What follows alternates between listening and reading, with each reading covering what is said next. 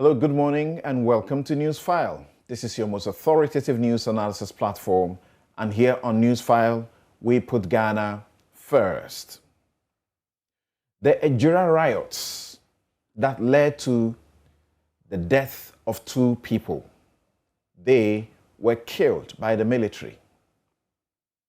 The committee, instructed by the president under the hand of the Interior Ministry, finished its report long ago, but has taken a lot of talk for that report to be released.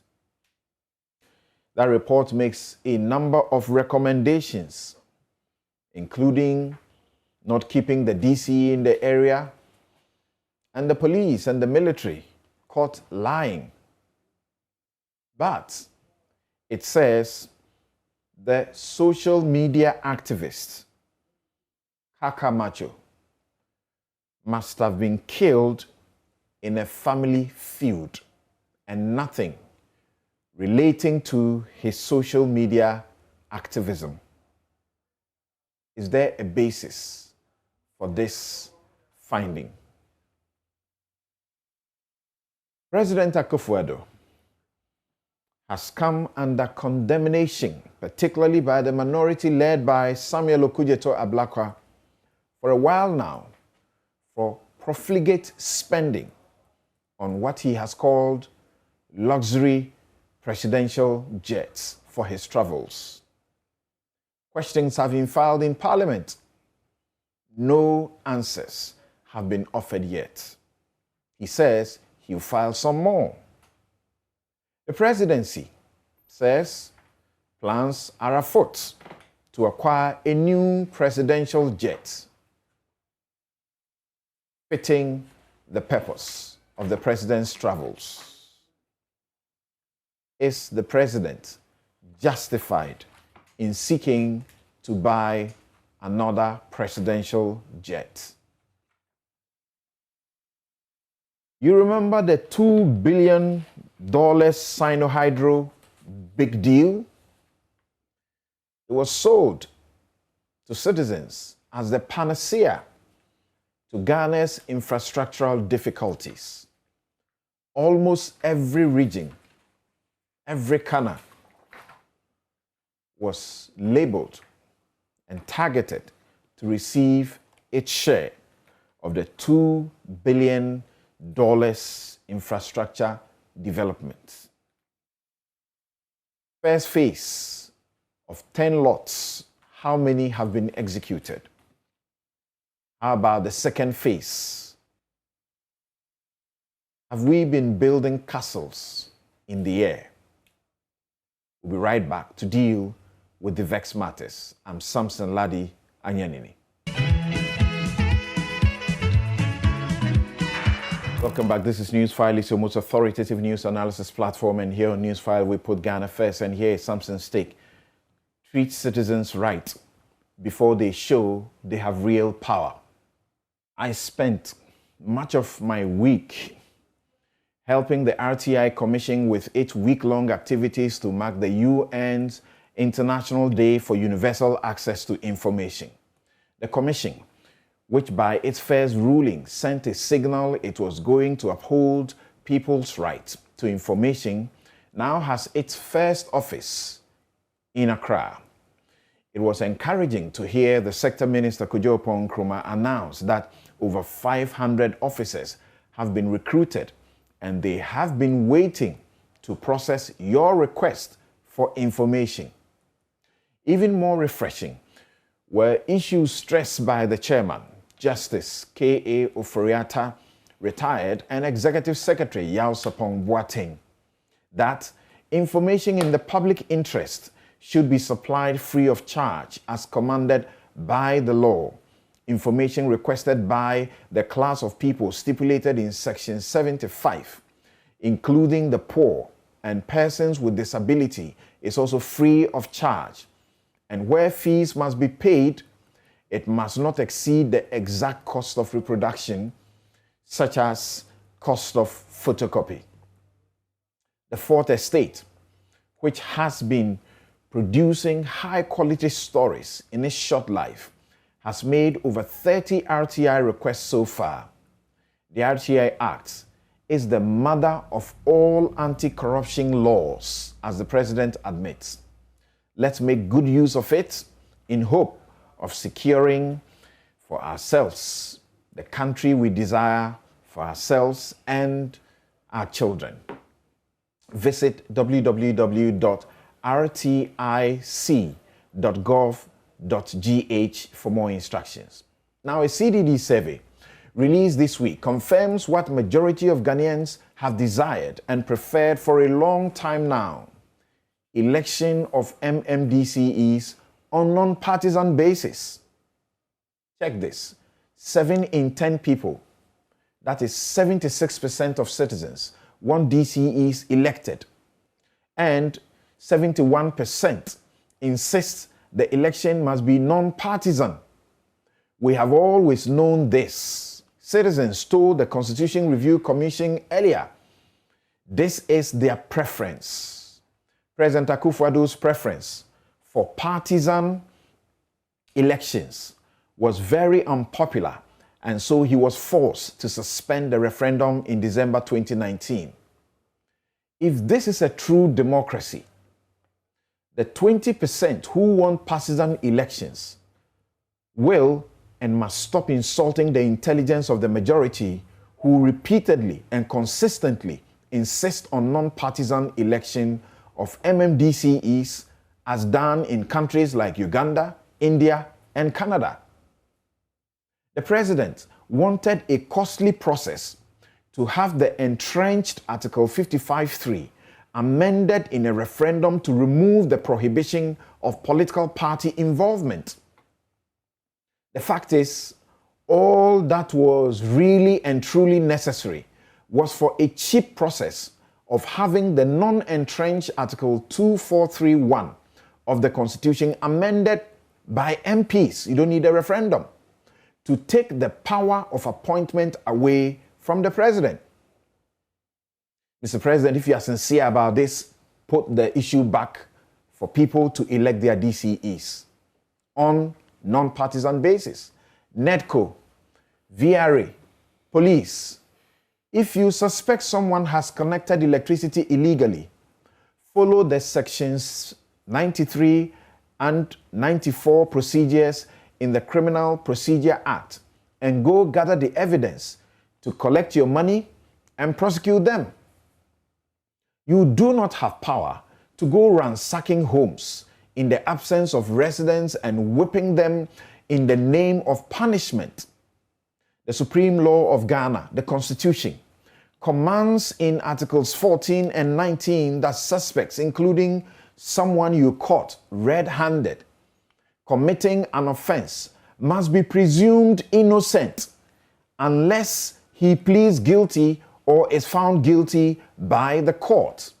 The accused, the Constitution requires, ought to be given adequate time and facilities to conduct his defense, either by himself or through a lawyer. It instructs in mandatory terms in Article 15 that a person arrested, restricted, or detained shall not be subjected to torture, cruel, inhuman, or degrading treatment or punishment, or a condition that detracts or is likely to detract from his dignity and worth as a human being. It's the military and local authority guards that are often in breach of these basic laws. The police should not be seen doing this. What will make a police officer whip a suspect in handcuffs? That the suspect is handcuffed means he has either submitted to arrest or has been subdued, and there is therefore no justification whatsoever for use of force. It is wrong to resort to lawlessness to fight lawlessness in an established democracy. But do you see why the people in Tamale have a measure of support for their violent reaction against your lawless conduct? Always remember that people power has always toppled the power of the gun. Don't mistreat the poor. If you went into a residential area in Accra where the rich and affluent live, will you ransack their homes and whip them whilst in handcuffs because they have not paid electricity or they are illegally connected to electricity? We will support your every lawful action. That's your legal light, and that's my take. Let me welcome my guest to begin our discussion for today. But before we do that, always know that this show is brought to you by Bank of Africa, strongest a group and closest a partner, MTN everywhere you go. Ashasi University, educating ethical and entrepreneurial leaders for Africa. Robert and Sons, seeing is believing. We lead. Home is where one starts. Star Assurance, your solid partner. MG Auto Trading, official distributors of MG vehicles in Ghana. And CBG, we stand with you. We will be right back.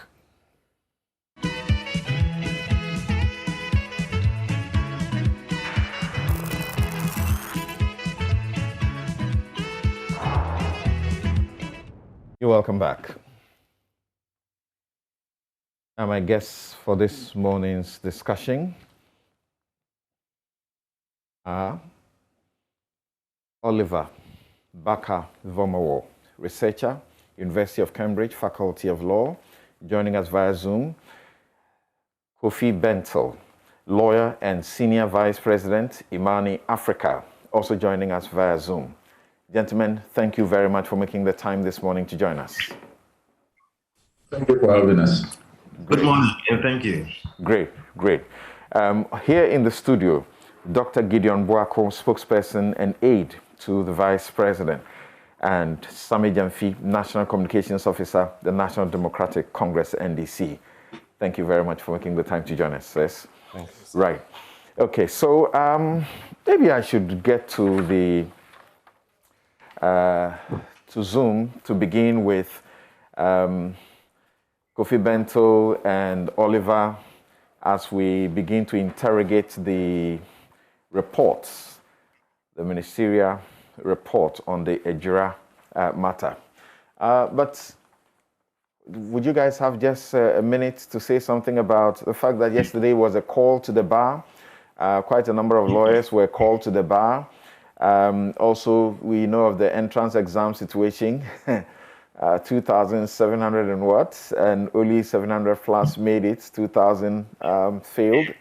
The issue continues to be a thorny one, isn't it? And the judges have also been lamenting having to call friends in the presidency to help them get things sorted out. What would you have to say briefly about that? Because you guys are lawyers. Yes. Who goes first? Yeah, any one of you. I'd allow you to go first. Okay. Okay. Samson, so you're leading me into temptation. Which one? You know that myself and Professor Kukwasa, right, have been fighting this issue about the law school admissions and related matters. There was a win in the Supreme Court where it was made clear that the law school processes were unconstitutional, illegal. They were given some time to fix it, and instead of fixing it, they passed a new LI, ostensibly to legitimize or legalize the illegal act they were, engaging in. The LI itself was unconstitutional, and we went all the way to the Supreme Court. The merit of the matter was not finished because we filed a review, and the review was struck out on technical grounds. The point is this: this country needs more lawyers. The Ghana Law School has outlived its usefulness.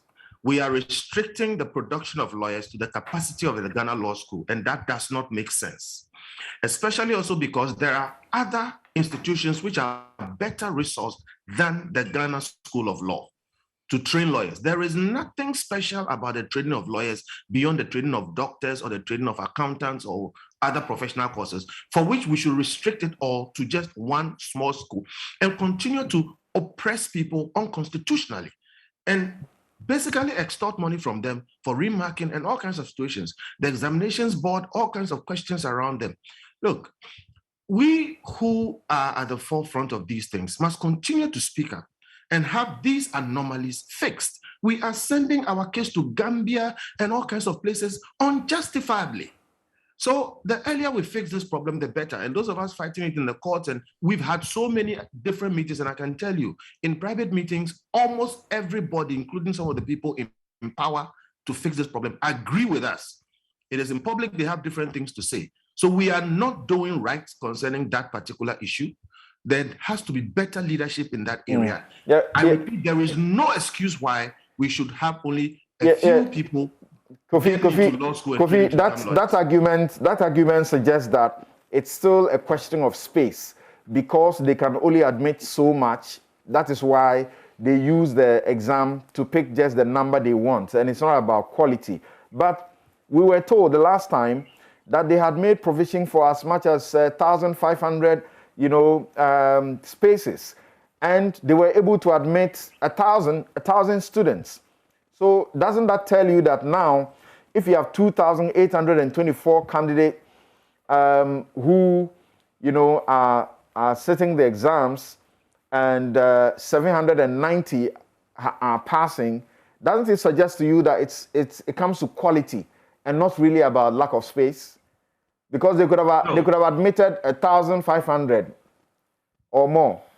I do not believe that statement coming from the same people who have perpetrated the illegality on our colleagues. The point is, if you are using an examination system to determine who qualifies, that itself is unconstitutional. The point is, if you are using an examination system which is transparent, you better make it examination is truly an examination. And we don't see that. Okay. I mean, how is it that somehow the people who pass just seem to be about just the number that the Ghana School of Law can admit? And I insist, look, UPSA, University of Ghana, the Tech, there are a number of institutions here which have better capacity than the Ghana School of Law and can do this work and do it well. We are not sending people to Rwanda. So look, it is contrived. And I think the best way to go about this one is to follow the law that says what qualifies you is a bachelor in law. Follow the law. If you're going to do an examination, make sure the examination is properly set in law and make it a proper, transparent examination, not one that you are extorting money from people to have remarks. All right, thank you. That was supposed to be very brief. Yes, Oliver, what do you say? Now compared to the 3 points in this regard, and I'll perhaps pick up on an issue you mentioned, because you continue publicly to treat the question as is it a quality control thing or is it a lack of access question? I think first of all, let us remember that historically in the law school, and this is prior to the introduction of the entrance exams, the failure rates at the law school itself were consistently lower than 20% of each class. That's right. Now, after the introduction of the entrance exam, the failure rates in the law school have not dramatically changed. So it becomes very difficult to claim that we are in a time of such unprecedented fall in the standards in terms of LLB graduates. What we know for a fact is that the fail rate at the entrance exams is dramatically higher than the fail rate in the school itself. So it's about access, right? It's not about whether or not the quality of the students we have now is inherently poor. Let me give you a concrete example. So a couple of years ago, we had 128 people out of 8,820. That's a pass rate of 7%. Now, I saw a data that somebody had done to track the journey of that 128 people. And this bar, that's the class that was called to the bar this year. 103 of them will be called to the bar. That's a pass rate of 80.5%. 7% is 80.5%. It tells you that we really do not have a drop in quality. What you do have, the discrepancy is huge, because if only 7% could get into the school, that was only because that's the space that was available for people to be able to get into the school. And so my worry is that we continue to try to couch this as if it's a quality problem, and by so doing, we've undermined people's self-esteem and their mental health. But even more, we've created the impression that the quality in our universities have fallen dramatically. And that's a bigger concern that we need to think about and reflect on, that we are seeing that our universities are no longer fit for purpose. Secondly, the law school never publishes how many vacancies it has year to year before the exams are taken. So that people going into an exam know that this is the number of places available for each academic year. Well, and when we don't do that, we can't really generate transparency in the processes. The third thing I want to highlight is about trying to contextualize. And that will be the final point you raised. The final point. Yeah, okay. When we contextualize the exams, It was only introduced in 2014. And then at the time when it was introduced, that was the first time that we had an increase in the law faculties producing LLB students. And at that point, the question then for the GLC to determine is, because we cannot take these numbers, we have to find a way of disqualifying a number of people. So this history was based on a number control device. It was never about quality. But if you repeat a lot over and over again, you start to believe that to be true. And that's what concerns me in this whole matter. Interesting. Yes, I just remember that were you president? Yes, you were president at a time that another huge number fell. That's the number that Kukwazan continues to refer to as being a cardinal sin, right? Yeah. Okay. Yes, I was president. But tell me, how does it feel when you see that this thing doesn't seem to really change much? And despite the space that they opened up to be able to pick up about 1,000 plus or so, we're still coming back to this. We want more lawyers. We need them everywhere. They are not there in the good numbers. We don't also have a paralegal system where now the thousands that have dropped out can be absorbed to do paralegal work. Okay? Then, what do you call it? Then what we have now, you have an argument about quality. They have gone to do checks, inspection of the faculties across the country, and they find that some of them are very poor. They are law students trying to teach law students in some of the faculties. Well, Samson, I agree with the views expressed by Mr. Kofi Bentel and my brother Vamo, that the current system is unjust, unfair, and improper. We need more lawyers as a country. And the way to get more lawyers is to expand access to professional legal education. It is not only the Ghana School of Law that can run the professional law course. I believe that if we put in place a quality control standard, an accreditation, standard, we can have other institutions who are able to comply with those standards running the professional law course. And we can have a body, maybe the General Legal Council, monitoring and supervising these other institutions to ensure that they conform with the quality control standards that we put in place.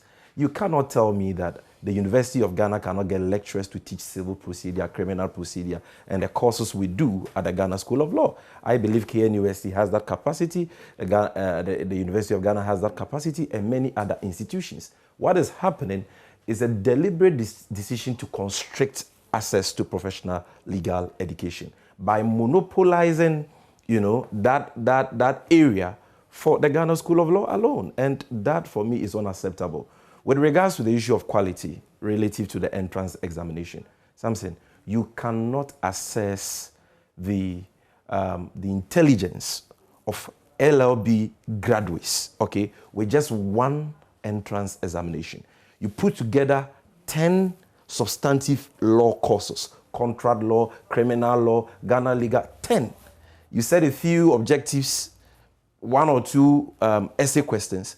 A student is not able to make 50 and you say the student has failed. That, for me, is not a fair way of assessing the competence or intelligence of students. So I think that once people get the LLB, they should be able to apply, to pursue the professional law course in accredited law institutions. And I'm telling all young people who are desirous of becoming lawyers that if President Mahama becomes president of Ghana, what is happening today will be a thing of the past.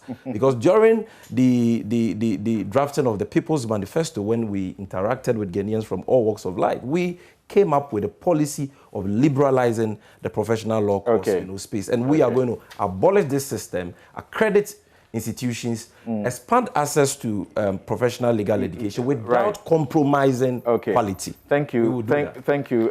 Gideon, you would like to say something briefly about this. But let me tell you something. I was told about a research that showed very disturbing results, that law students have suicidal tendencies. If you take 10 law students, out of that number, I don't want to disclose it on air, it's such a huge number that had suicidal tendencies. just because of the stress and thinking that I need to pass my LLB. And even entering the law school becomes a whole difficult challenge. And the greater number don't get to enter the law school. But that's their dream. They don't get to enter. They have to go to Gambia and they become the best students over there, you know, and come back here and they get to practice. Fortunately, on this panel, I'm the only odd one. You are not. You are an administrator. I am not a lawyer, but I think this issue about the law school exam is of concern to all of us, and I must congratulate your colleagues who passed out, I think this week. Yeah, yesterday. I have two of them coming from my hometown. Great. So, Lawyer Chumasi and Chebadu, congratulations for passing. Boma is proud of you. I think the whole concept of entrance exams to assess the quality of a student, for me, is not something that we should place so much premium on. I mean, our time, you just need to pass at the at the LLB. Yeah. Once you have your LLB and you have a good class, that's it. You enter. It has its own advantages and disadvantages. Sometimes there are students that don't do well. In times past, when you used to write entrance exams before you go to university. That's right. I know of somebody who passed A level or O level, and the results was not all that good. Went to write the entrance exams and then passed to enter into the medical school. Okay. Became one of the best students. Great. Had it not been the entrance exam, there was no way that person was going to enter the medical school. There are also very quality students who went to sit for the entrance exams, having passed SSC or A level with A's and stuff, and then couldn't make it. Currently, I have a student that we happen to take care of, who is now at a private university studying medicine. There are also people that you go and write the entrance exam. They don't perform so well, but you get into the classroom and they end up being the top student. So it's a whole issue of balancing. But I think it boils down to access and space and all of it. That is why we are instituting all of this. It's not just happening in the legal fraternity. Currently in the medical setup, medical education, you have a lot of students who are complaining that they have finished their bachelor's and then they have to go to the medical council to write exams. They have to write exams with the pharmacy exams, and then they sit and they think deliberately they have failed. I think as a you should find a way around it. All right. I understand the statistics that you talked about from the survey, and I have not had the opportunity of being a law student before, but I move around lawyers like you, and currently I have one law student in my house who fortunately passed the exams last year. Great. So came to the Ghana Law School, Geraldine. And a young lady, anytime she gets up and she's studying, clustered around with books and all of that, I can see the kind of preparations you need to make before you pass. It can be crazy, I tell you. Law school. All right. So I think Professor Kwaku Azan and my brother Kofi Bente and all of you who are fighting this particular issue, we will urge you to continue. But I think some way, somehow, as a country, we need to find a solution. That's right. And it has to be done now. There are thousands of them who are sitting home. And can you imagine what is going on in their minds, what they have to do? The devil finds work for idle hands, And we don't also have the tier system where if you have only the LLB, you could use it for something meaningful. We don't have that. Anyway, okay. Now, let's get to Ejura. And I'm beginning with you again. Oliver, this time start with you. Because you guys, at the very start, when Kaka Macho was shot and died in the hospital, I think it was Fix the Country that brought it to the attention of the world. You guys were following it. You were even soliciting money to help his medical, treatment when he was in urgent need. And we all got to know about it. And then you told us in a press statement that he was one of you. Of course, we have seen the videos that he did where he associated himself unambiguously with Fix the Country. What do you make of the report, more particularly where the finding says that he must have been killed in a family feud and it had nothing related to his political or activism. Thank you, Something. I hope my audio is correct. I've been having audio issues. I want to, I want to first of all highlight something that seems lost in the public discussions around the report on the Ejura killings. Please do. Which, for me, a lot of the times it seems to me that discussion is discontextualized from the hearings that preceded it. And so I consider the report to be a report in two parts. First, there's the audiovisual report, which is the one, if we are being honest, will remain the most imprinted on the people's minds. And then there's this 55-page document that was put together perhaps under pressure. And that document would remain inaccessible to a large segments of the public who won't ever get to read it and will walk away from this whole process by what they saw on TV. It seems unfortunate to me that I would rather not be discussing Kaka in the context of this report, because it seemed to me that the report wanted to do a different justice. It was about justice for the people of Ejura and what had transpired in that community. Unfortunately, this issue has been placed in the report as a red herring, and I think it's a bit unfortunate. But to harken back to the conversation around the audiovisual report, which is the hearings, one of the things that frustrated a lot of the people was the often unguarded and ill-advised comments by members of the panel. And many people walked away from that hearing understanding that, one, the members of the committee persistently described the people of Ejura as hooligans. Members of the committee actually laundered the theory and suggested it to witnesses that the people of Ejura shot themselves.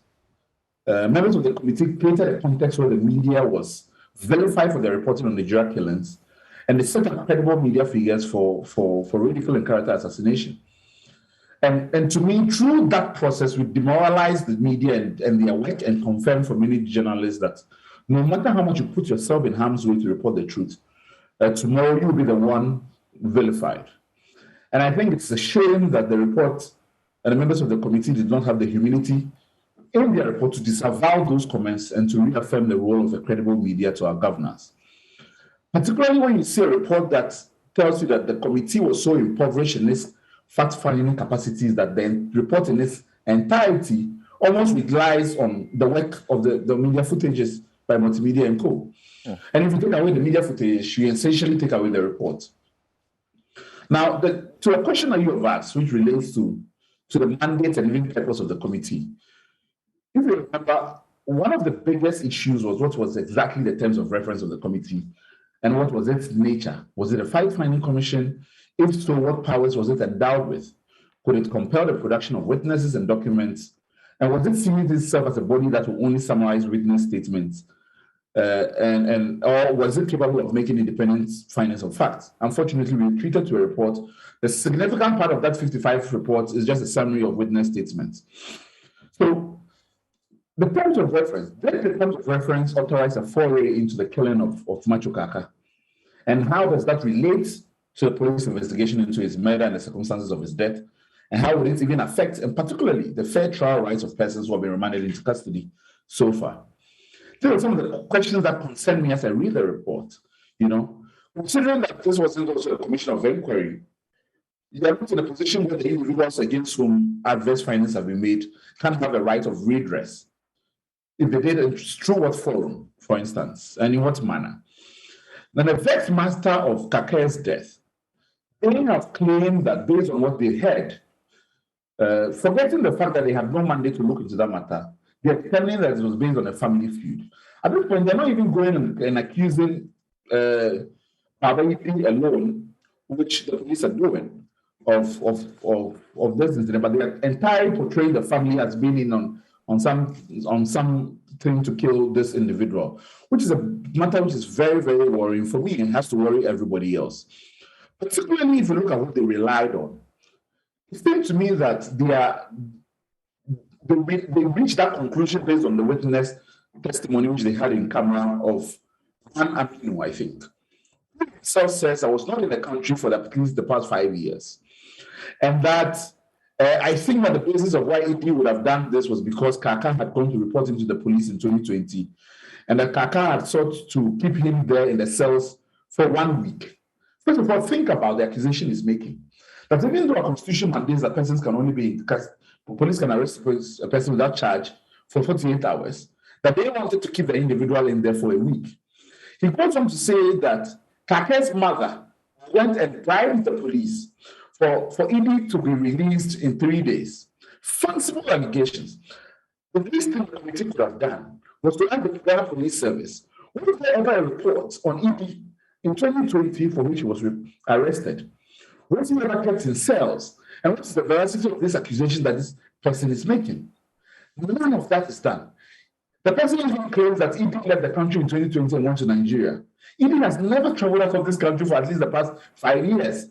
So these are things which could have been easily demonstrated to be false.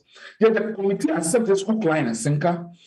And in a report that was supposed to be concerned about the shootings and killings of Ejura's residents, dedicate 40% of its findings to treat this matter and make such horrible conclusions against the family that is still trying to find justice for his relatives. So I am at a loss as to how a committee that is singing of persons who should have some level of integrity and credibility, and particularly when you have a judge who should know better as to the rights of individuals, as to the fair trial rights of individuals who are still before a police inquiry, would make such statements. It is something that will continue to baffle me as to why they decided to go into this matter, and particularly what they relied on to make the conclusions that they made. I do not understand it. And I must give them credit that they admit that the shootings of the people of Ejura were completely unjustified. But by putting this in the report, something which they shouldn't have been dealing with, now the significant part of the media conversation is to whether or not they should have been looking into this matter, and whether they had any basis to conclude that Kaka was killed by members through a family feud. So they have diminished and impoverished their own report, and which would have been one of the things which would have all been talking about, the boldness in coming out of a finding like this. And even when you consider, even in context of that finding, unfortunately for themselves, they undermine the weight of that finding that the killings were unjustified by saying things like, one, the live shooting into the crowd achieves its intended purpose of dispersing the crowd. Like, that is such insensitivity around the killings of people that I do not understand how a report of this or committee of this caliber would make such rookie mistakes. Okay. Secondly, when you look at the recommendations that they make, the first one talks about compensation for certain individuals in there. And it seems that first of all, they limited their recommendations to persons who were physically injured in this as the compensation. And I say that when you have a mandate to look into a matter like this, you have to recognize the psychological violence in the community, which is not something you deal with by paying compensation only. This is not something that they give enough attention to. Yeah, but they didn't really recommend compensation only. They spoke about the police station, the need to transfer the guys there, among others. Other matters as to whether or not they meet that standard. Now, if it's the truly fact-finding commission, it will be an inquisitorial process, right? You will not only be limited to determining who comes before you and testifies to you. You try to establish beyond that, which we do not get. So they couldn't even establish all the individuals who were injured in this and only limited themselves to persons who testified before the committee. That's one. Secondly, the issue of making specific findings of fact. Remember what I said that the report is in two parts. There's an individual and there's the written. For the individual, you have persons of administration who come before the committee and say the people of Ejura held guns and shooting. You make this finding of fact and determine that this is inaccurate. But you make no pronouncement as to the fact that these persons have come before you and lied before a commission of this important nature. Now, remember again the question about they not having any power because they were not set up as a commission of inquiry. It means that we are not even able to prosecute these individuals for perjury. So people held up Bibles and so, but it was just, a display that has no legal meaning for people not to lie before the commission. Okay. You can make findings of fact regarding the police service. And this is where the question is. Even if you wanted to situate the Kaka situation with regard to what happened, the big concern a lot of people have was the lack of proper police responses to the attack on Kaka's life, which they felt that there was indolence on the police part to investigate the matter. All right. So So these are matters which they do not give enough attention to that I am very concerned about. All right. Kofi, let me come to you too. Now, so for our viewers who are joining us and who may have forgotten a bit, on Saturday, June 26, 2021, social media activist Macho Kaka, Muhammad Ibrahim, was attacked by some unknown assailants in front of his house around 1:30 a.m. and was left in a critical condition. He was rushed to the Ejura Government Hospital, from where he was referred to the Komfanoche Teaching Hospital in Kumasi. Around midday on Monday, June 28, 2021, he died on admission. When news about his death broke, the youth of Ejura embarked on a protest that Monday, but that was quelled by the police with assistance from the military. However, the next day, Tuesday, on their return from the cemetery after burying Kaka, the youth decided to protest.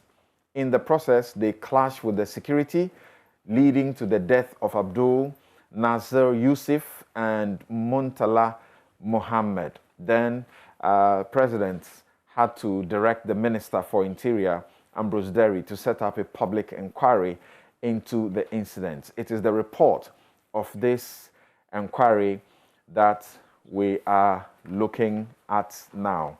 And the inquiry said that it was the death. They said that they note from the onset that an examination of the entire evidence obtained clearly demonstrates that the death of Muhammad Ibrahim, aka Kaka, served as the catalyst that triggered the disturbances which took place in Ejura on the 28th and 29th of June 2021, culminating in the death of the two persons with injuries. Now, Kofi, do you get the sense that from the findings, particularly that say that his death was a family feud, that is the most logical that they could come to, and that it had nothing to do with his social activism, was one that did not take account of his own statements that he had made in the public, some of which we played here during the time, where he was heard saying that his life had been threatened by specific individuals because of what he was doing and so on. Well, Samson, if you made that question a test question for anybody in JHS3, I think they will do a better job. And I don't mean to insult anybody, but the point I want to make is that it is so obvious, so very obvious. And if you remember the last time we discussed this thing, I made a point that the Ejura committee is giving the impression that it has been set up to find a narrative to support a preset conclusion. And we've arrived at that. The preset conclusion seems to go around all the important issues and lead to some, conclusions which, even though you cannot dismiss them totally, you ask yourself, people died. They are suggesting that there be establishment of sports facilities to redirect the energies of the youth at Ejura. It is not such a bad thing, but I'm like, under this circumstance, really? And Samson, for me, Ejura is not only about Kaka. What happened in Ejura, Kaka is the biggest emotive aspect of it and a culmination of a series of mistakes. And I think failings of our system generally.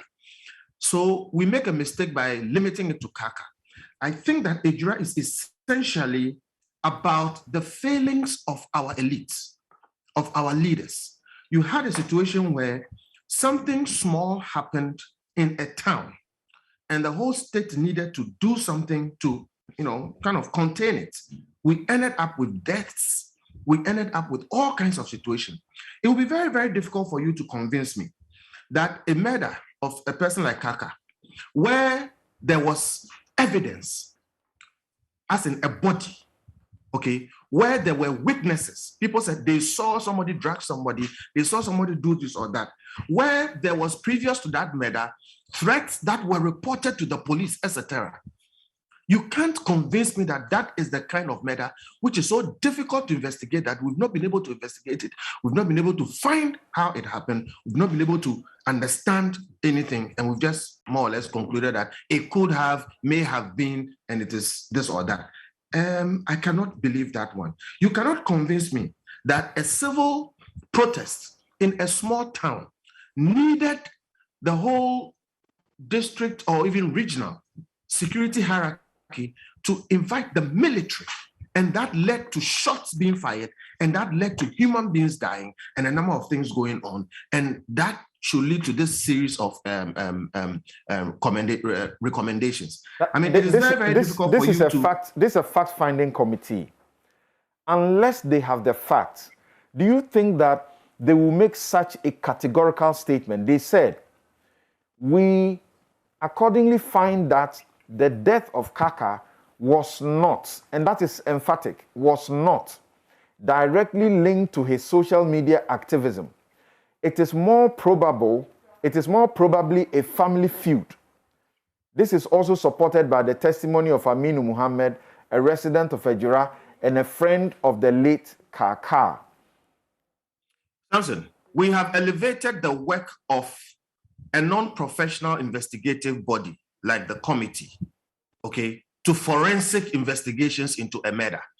Look, they can say this is the fact that they found, but just like Mr. Vomao said, there were other glaring facts which they seem to have ignored. Okay, so look, maybe we did what we did with the committee, but from the beginning, you could tell there were things that, you know, undermine the committee's credibility, and it doesn't seem like their work has done anything to improve it. I think, and I repeat, this kind of is so mysterious that you can have professionals go into it and figure it out. The last time we talked about the fact that it was totally absurd to bury the gentleman. Okay, and we talked about how we could get so much more from even examining the body further. My point is the see.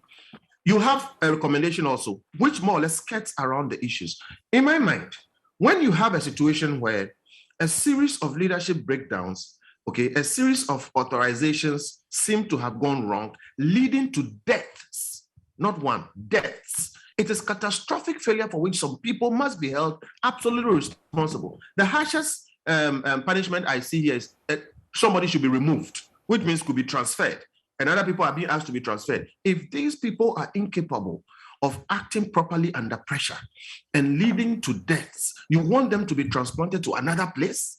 You know, so for me, the work of the committee is totally unsatisfactory. It undermines the credibility of the persons who sat on the committee. It clearly skirts around or avoids the glaring, obvious evidence and comes to conclusions which seem to suggest that this is the political class trying to protect a certain set of people. And I don't think we have solved the problems that led to what happened in Ejura, which is why I say it is bigger than Kaka. Okay. Ejura is connected to Ayawaso West and other places where we deploy military wrongly, we end up having deaths, and then somehow we find a way of papering it over, and then it happens again. Where will it happen next time? If we don't fix it, it will happen again. Okay.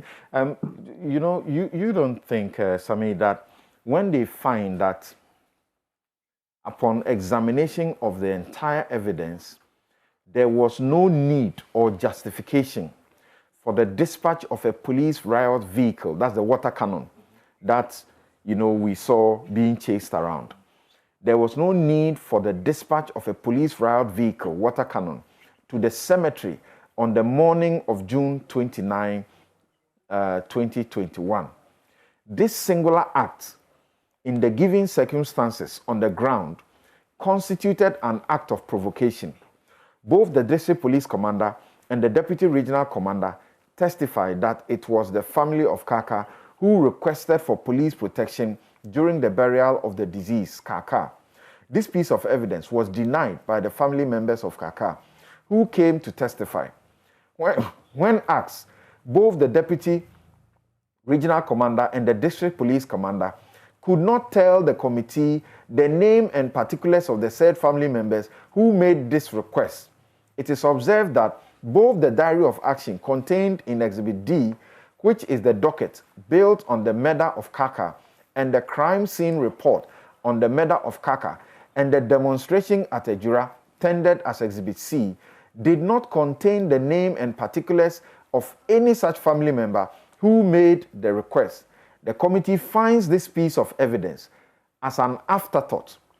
One wonders why the burial of Kaka should require police protection in the light of the events which happened on the 29th June. It would have been convincing if the riot vehicle had been deployed at either the police station or the municipal assembly. When they find this is what some of the portions that Oliver has problems with. You have found that police officers, high-rank police officers, have come to you and told lies. What do you do with them? Thank you very much for this opportunity to comment on this very important subject. I was one of the people who went to Ejura when this incident happened. I interacted with the wife of Machu Kaka, their children, their family relatives, and the youth of Ejura, and gathered a lot of information through those interactions. And I have also taken time to read the 55-page report of this Interministerial Committee of Inquiry. And after doing so, I take the view, Samson, that the reports the people of this country have been presented with is a cocktail of faulty findings and deficient recommendations. A cocktail of faulty findings and deficient recommendations calculated to cover up the identities of those who perpetrated those crimes in Ejura. And I agree with most of the contributions that panelists who have spoken before me have said. The first problem I have, in fact, and that for me is the most important finding, has to do with the circumstances surrounding the death of Machu Kaka. The committee says that we think that it is more probable, based on the facts available to us, that Kaka was killed as a result of a family feud and not as a result of his social activism. That, Samson, is a bare-faced lie and cannot be true. Because, number one, there was no evidence of any family feud in the Kaka family before the committee. There was no such evidence. I have been on the ground, like I said. I've interacted with the wife, the mother of Kaka, who is also the mother of Idi, Kaka's brother. They were at peace with each other as brothers when Kaka was alive. In fact, his elder brother, Idi, was even helping to take care of the children of Kaka. They have a very strong bond as brothers. They live in peace and in love. There is no such record or evidence of any family feud, and there was no such evidence before the committee. What we do know is that Kaka was a staunch member of the New Patriotic Party, supported a candidate against the former MCE of Ejura, Salisu Bamba, during the MPP internal primaries. And as a result of that contest, he became the target of several threats on his life. Some of these findings were captured in the committee's reports. Subsequently, Kaka became very critical of the DCE and the entire Kufuor government administration, as he had been in the past as a social activist, calling for changes, calling for development for the people of Ejura and the people of Ghana at large. And as a result of that, we do know that two persons who work with the MPP MCE for Ejura, Salisu Bamba, actually threatened to harm or kill Kaka if he continued exposing the MCE. Kaka himself recorded a video in which he testified, or he attested to that fact that his life was under threat, and that if he was killed, the MCE should be held responsible because he had threatened him. The wife, Sahada, when she appeared before the committee, confirmed these threats, corroborated this fact. And his brother, called Umar, also confirmed that. That was the evidence before the committee. Now, the committee says that because Umar lied to them that he was not involved in the agitations, but they later found, video evidence that showed that he was involved in the agitations, he was not credible. And so they chose to dismiss his testimony. What about the testimony of Sahada?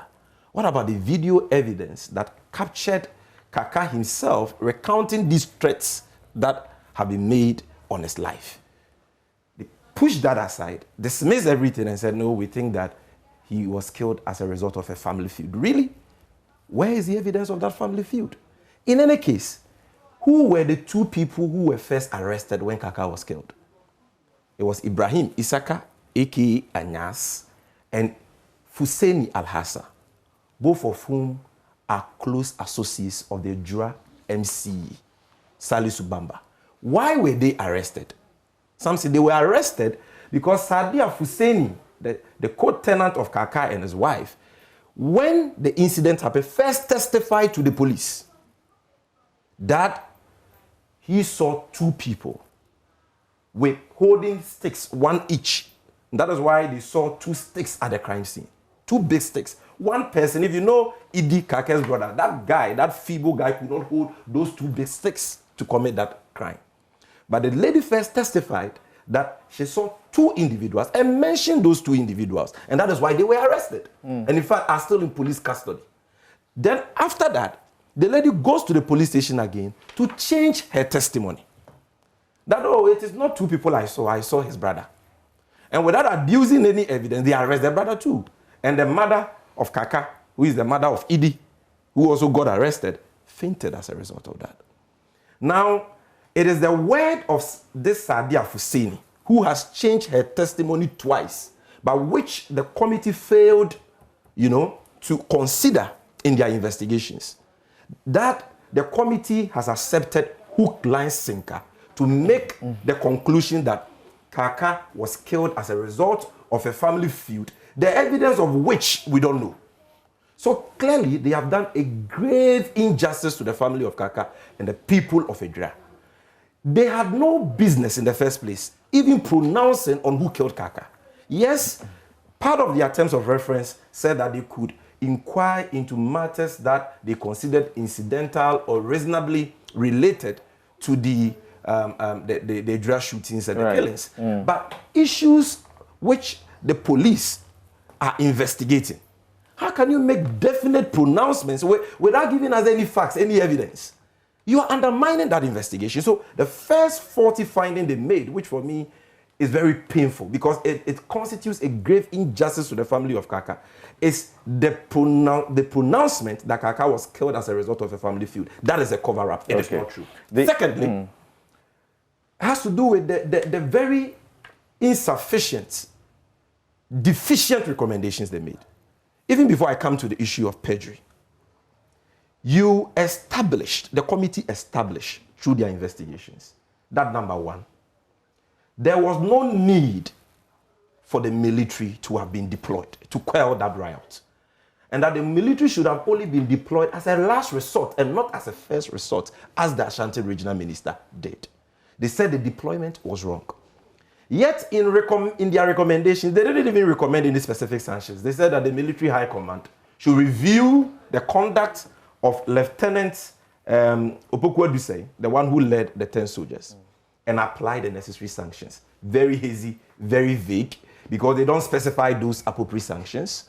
And that can be a way of helping these soldiers to get off the hook. Yeah, but legally, can they do so? Is it not that it is the military outfit command that will do so? They could have recommended, and I think that they should have recommended the outright dismissal and possible prosecution of the soldiers. Because what the soldiers did amounts to reckless disregard for human lives. You went, met a peaceful crowd demonstrating. Yes, they were holding stones and sticks, but they had not attacked anybody, okay? And you actually... They lied that they first gave verbal warnings. The committee said they lied about that. You started shooting into the air indiscriminately. According to Erastus' evidence, which was upheld by the committee, they lowered the angle of shooting. And some actually knelt, aimed, and shot at people. 2 people were killed as a result of that. Many injured. That is murder. Okay, so the committee should have recommended the outright dismissal and prosecution of these soldiers. They cannot get away with that. This nebulous recommendation of reviewing and applying that. What animal is that? Right. And then once the deployment was wrong, I was expecting that those who were responsible for that wrong deployment, Simon Osemensa, the Ashanti regional minister, Brigadier General Joseph Apo, the general officer commanding Central Command Kumasi, and then Lieutenant Colonel Kwesi Warepepra, the commanding officer of the 4th Infantry Battalion, who were responsible for that, would have also, sanctions would have been recommended against them. They didn't do that. They've left all of them out. And then finally, they established, like you said, that number one, senior police officers lied that the family of Kaka actually impressed on us to come and provide security for the burial, which was a barefaced lie. The family denied that, and the committee found out it was a lie. They again lied that they gave verbal warnings to the protesters before they started shooting at them. They even lied that some of the protesters were actually shooting back at them. And one of the soldiers who testified before the committee suggested that it is the gunshots fired by some of the protesters that actually killed those people. That's right. All of that were found to be lies. And yet no recommendations for sanctions or punishment were made against these senior police officers. Okay, thank you. The final one. You said final earlier. This one, you will like it. The final one. What happens to Kennedy Japan? After all the things he said about your reporter, Irasu Sasaredonko, that he went to the committee, lied, threatened him with harm and all that, and even attacked multimedia.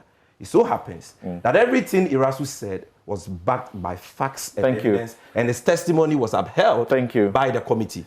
What is President Akufo-Addo doing about that? Why is Kennedy Japan still free? He's not under the committee.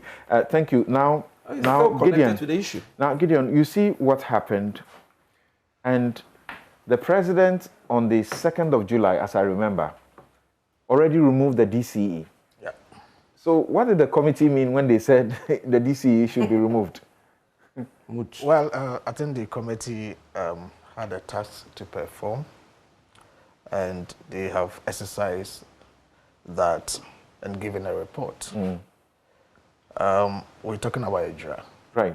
And the matters of the demise of Kaka, and 2 others, Nasir and then Mutala, and some other 3 who were injured. And I think that, as we have always advocated for, when matters of this nature come up, there is some level of humanity and emotions that we have to attach to it in such a manner that we wouldn't discuss it to suit a certain parochial agenda, and in the end, sort of the kind of justice that we all want. I think the family of Kaka and the people of Ejura, regards to them and their chief, Barima Osashudia II, who led them to celebrate the Seche festival yesterday, the Yam Festival. They deserve some level of sympathy when we are discussing this matter. When the matter came up at first, there were a whole lot of comments, a whole lot of people's opinion that were brought to bear in the discussions, to the extent that allegations had been made that the death of Kaka was instigated by the establishment, and that because he was a member of Face the Country and criticizing government, that is why he had to suffer what he suffered. Of course, those were comments and allegations that, if you really wanted to discern around the matter, you would know were born out of, political talks and expediency and all of that. We've moved beyond that and come to the point where a committee made up of people of repute in society has been constituted by the president to establish facts as to what happened, what led to the death of Kaka, what happened thereafter, that we had to get the shootings that we saw that led to the death of 2 persons. And this committee has come out with also a report.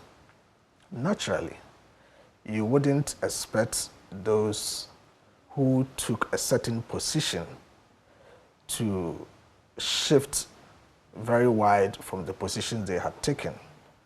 Unless, of course, we want to bring some level of objectivity and show some level of objectivity in this whole matter. But as we speak now, the way Sami Jamfi somehow we're narrating and talking about the matter, it appears as though we have a certain predetermined mindset that no matter what the committee comes up with, we still hold this view. I would want to stick to what the committee has reported. If we think that the committee did not do a good job and that the report that they have produced does not represent the totality of the events that happened and does not represent the facts, we have the right to dissect that and look at it within that context. But if you put the report out and analyze it, you really would want to follow the procedure and the kind of arguments made in the report and come to a certain level of conclusion as to whether you agree with them or you don't agree with them. There are some aspects that I find as something that they could have gone a step further in terms of the recommendations, such as having established some of the facts, because there is clear indication in the report of some dereliction of duty by some security officials, and then some also acting beyond what they should have acted in terms of the exercise of force, whether reasonable force and all of that. the police officers, they actually told them to their face that they were lying. Yeah. They didn't use the word lie, but that's what you can see. Of course, and there's evidence of people having gone to the committee and said something which were found to be untrue. And if all those have happened, then the recommendations should come more forceful than what I see in the report. That's that side of it. The other side of it is also the compendium of evidence that have been put together by the committee as they witness and making inferred decisions out of those evidences. We are told that some video evidence were presented to the committee, and the committee has recognized that and indicated that they examined the video evidence and given what they saw. For instance, the 5 videos that were provided by Abe Wakas, the committee recognized that and says that an examination of the 5 videos tendered by Abe Wakas have no bearing on the alleged threats on the life of Kaka as stated by Abe Wakas. They didn't just end there. They indicated that in one of the videos, Kaka was seen directing traffic. It was produced as evidence against the establishment or the DC or whatever. In 2 of the videos, Kaka was showing and complaining about the poor sanitation in Ejura, especially around the public toilet. In the 4th video, it contains some traditional elders pouring libation in respect of the forcible reopening of the Ejura market, which had been closed during the COVID lockdown. In the 5th video, was Kaka complaining about the lack of development in Ejura. So if a committee receives this evidence, video, and assesses it, and then after watching the video comes to this realization. Yeah, their conclusion is that the authenticity of the videos and audio presented to it by Abe Wakas is highly in doubt, number 1. Yeah. These videos only surfaced after the death of Kaka. The committee further notes that the wife of Kaka eloquently narrated everything she said was passed on by her late husband. In all this, she said she did not report the alleged threats on the life of her husband to the police. Neither did she give the names of the said persons who were threatening her husband to the police, although she claimed she knew those persons. What do you say about that, yes. that point? So this is the video. These are the videos the committee had and watch and access the videos. No, but the committee is saying that she makes claims that we know these people, blah, blah, blah, but she doesn't name them, even though she says she knows them. She doesn't make a report, you know, to the police about the threats and so on. Yeah. So as far as I'm concerned, if the video contained substantial evidence that indeed someone was linked to this, the fact that the wife did not report to the police were immaterial, and I don't see why the committee had to, you know, center on all of this. But the substance of the argument I'm making here is that the assessment of the committee after watching the video is that one of the videos was a traffic conduct by Kaka. In one of the videos, somebody was pouring libation. If indeed these were the things seen in the video, it would be hard to link such videos to the murder of Kaka. That is one point. The other aspect of the committee is saying that the wife did not report to the police, and those things doesn't matter. If indeed the video showed that somebody was, you know, complicit in the act, if it was reported or not reported, it's immaterial. You need to act based on that. So that is a... Do you think they should have said something about those videos in which Kaka himself definitely was heard talking about the threats? I'm coming to that. And sort of naming the people who are involved. I'm coming to that, definitely. Okay. So this is one part of the video. That's fine. One aspect of the evidence. The other aspect of the evidence is Kaka himself, you know, talking and then mentioning names that these people are, so to speak, after my life and threatening me and all of that. The committee could have probed further to really find out even if there were other people who are witnesses to that video and why Kaka had to make those comments. We must also bear in mind that the fact that I complain that Sami Jamfi is after my life does not mean ultimately if I pass on, he's the one who acted in that manner. Then there was another evidence by Sadia Fuseni, and I think the committee relied heavily on this evidence. They did. Sadia, who is a tenant in the house that Kaka also lives, and had indicated that on the night of the incident, she was performing ablution and then heard a noise that she suspected, and then decided to kind of figure out what was happening. And to her utter dismay, discovered that somebody was dragging Kaka. Right. That happened to be the brother of Kaka, as she alleges. And then she did not keep the news to herself, went to other co-tenants in the house and drew their attention, including Kaka's wife.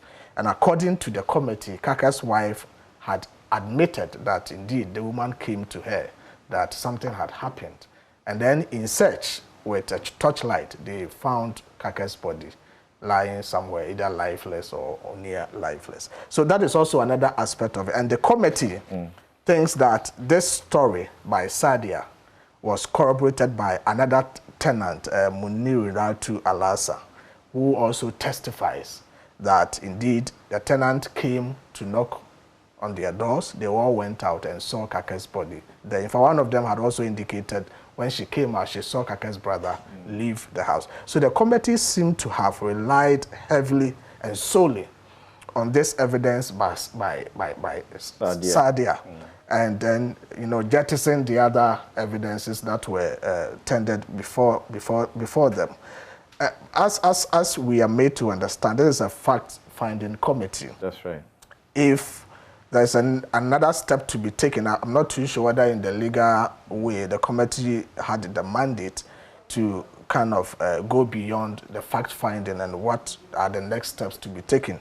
If these are the facts that have been produced, right, the police or the prosecution authorities have the other responsibility and task of going beyond this to establish truly what happened at the law courts. And so I think within that context, I wouldn't want to fault so much the committee, right, and I wouldn't also swallow whatever they right. given. And I think we should all be appealing to Kaka's family not to be in a hurry to reject things. We are hearing them say that they are rejecting whatever money or compensation that comes closer to them because they are not interested in all of those. Of course, all right. Reject it. All right. So thank you. We will take a break and return to look at the issue of We have presidential jet issues to look at. We have Sino-hydro also to look at.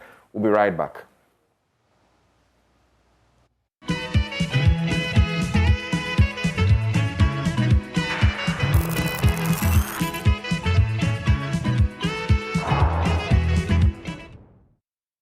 You're welcome back. This is Newsfile. It's your most authoritative news analysis platform.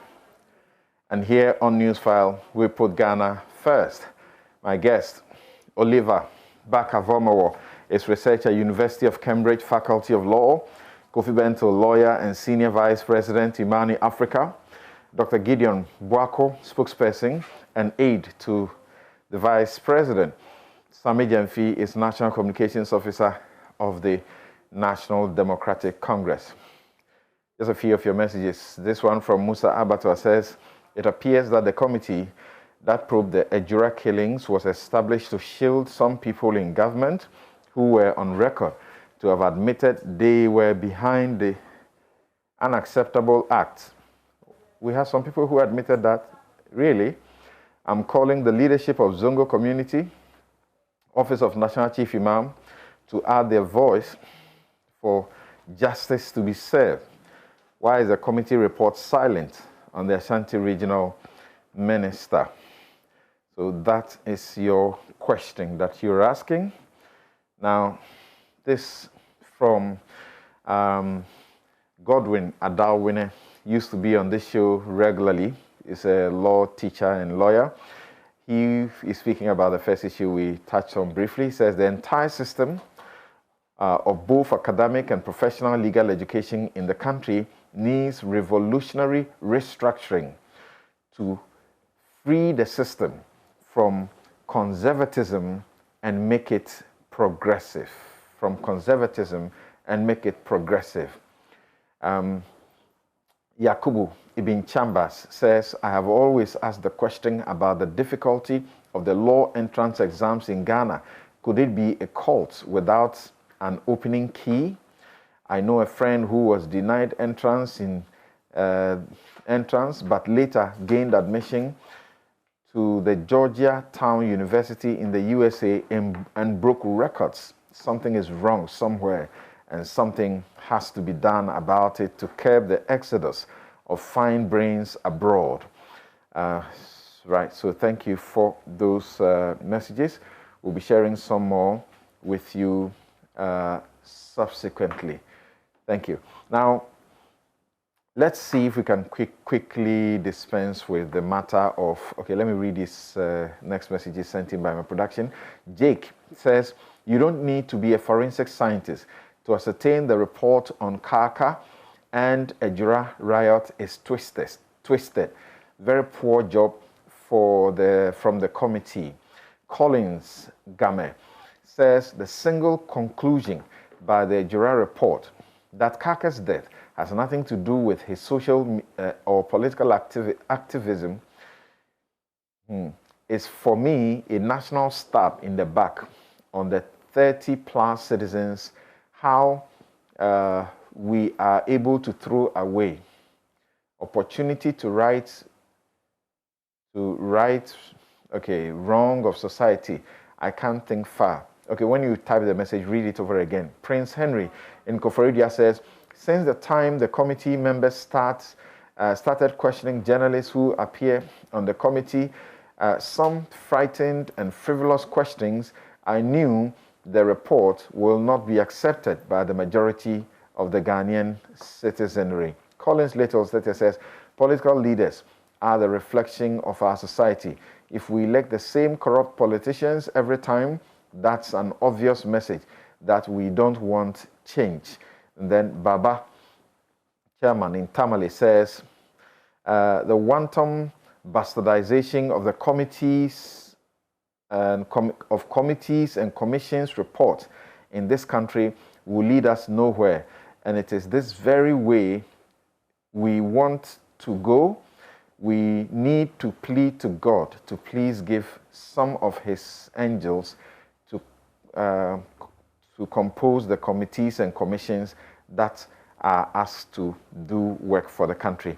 Thank you very much. So we want to see if we can take the next minute to the top of the hour to deal with the presidential jet issue quickly, and then we will keep a lot of focus on the Sino-hydro, 2 billion that was promised to be the panacea to our infrastructure problems. Where is it now? How far are we gone with it?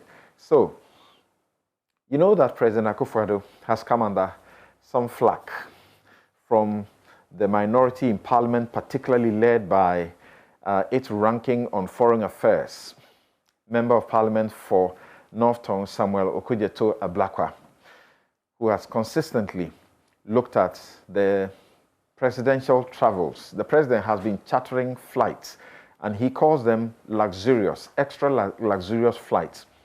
He did one that he gave us the cost at about 3.7 million.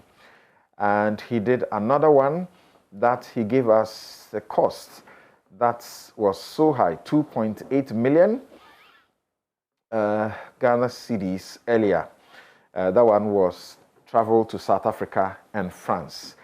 So the presidency has been responding to him. The Foreign Affairs Ministry has also been responding to him. Recently, he's spoken about how the presidential jet that we have has been doing the rounds with other presidents in other places, whilst our president has refused to use that one.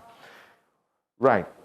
So begin on Zoom. Kofi, what do you make of the suggestion now? It doesn't seem like it's a suggestion, because we are now told that the Interior Minister has been taxed, and he has actually started the process to get the country a new presidential jet. What do you make of the discussions around it, that it is not it's a misplaced priority, it's not something we should think about? Right. So my biggest problem with that whole thing is that too much of it is based in emotion and politicking. And when you have this emotion-driven, hot air-driven, dialogue, and you have situation where people are seeking to make political points out of it, then you lose the real substance of it. It's far-fetched for anyone to tell me that if NDC were in office, for instance, they would not buy jets. During President Mahamir's time, we had a problem with the buying of jets and the pricing of jets and whether we needed them and the things that came with them. And we lost quite a bit of money also in that area. And every government has more or less been involved one way or the other in the buying of jets. First question, propriety. Does Ghana need to run a presidential jet? We have a joke that when God wants to laugh at a rich person, he lets them buy a jet. Why? Because it is so expensive to keep. And you use it once a while, but packing it, keeping it, servicing it is so expensive. Now, if we were doing this not emotively and for the purpose of politicking, you will realize that there are so many options to actually owning and running a presidential jet. By the way, for a country which has an air force and therefore pilots, etc., some of the cost is already, we already have borne the cost, so we can do that. But elsewhere, you will find that even billionaires are shying away from owning jets. They're using services like net jets. You have a pool, you kind of subscribe to it. Whenever you need the jet, they give it to you. They give you a pilot, they give you a team and everybody. You use it, you finish, you send it back. And Warren Buffett, for instance, has found that very useful. Many billionaires have used that. I don't see why we cannot use that. It costs a fraction of ownership. There are so many other things. In fact, there are schools of thought that believe that it is better to charter the jet when you need it and send it back. It comes with the crew and everything, than to own it and maintain it. Because if you look at the cost of owning, maintaining, and all those things, the charter may be useful. My point is, I do not think it is excessive. I do not think it is frivolous. I do not think it is a waste of money for a country like Ghana to own one or maybe two jets for official, presidential, and other use. But our history so far is showing that we buy them at exorbitant, unjustified prices. We maintain them scandalously. Today you hear this missing, something happened, and then we sell them off at a loss. Somehow there's always some sort of scandal around this presidential jet issue. Now we have one, and we say we are not using it, or the president is not using it, but another president is using it. Whilst it's sitting there, we go and rent another one.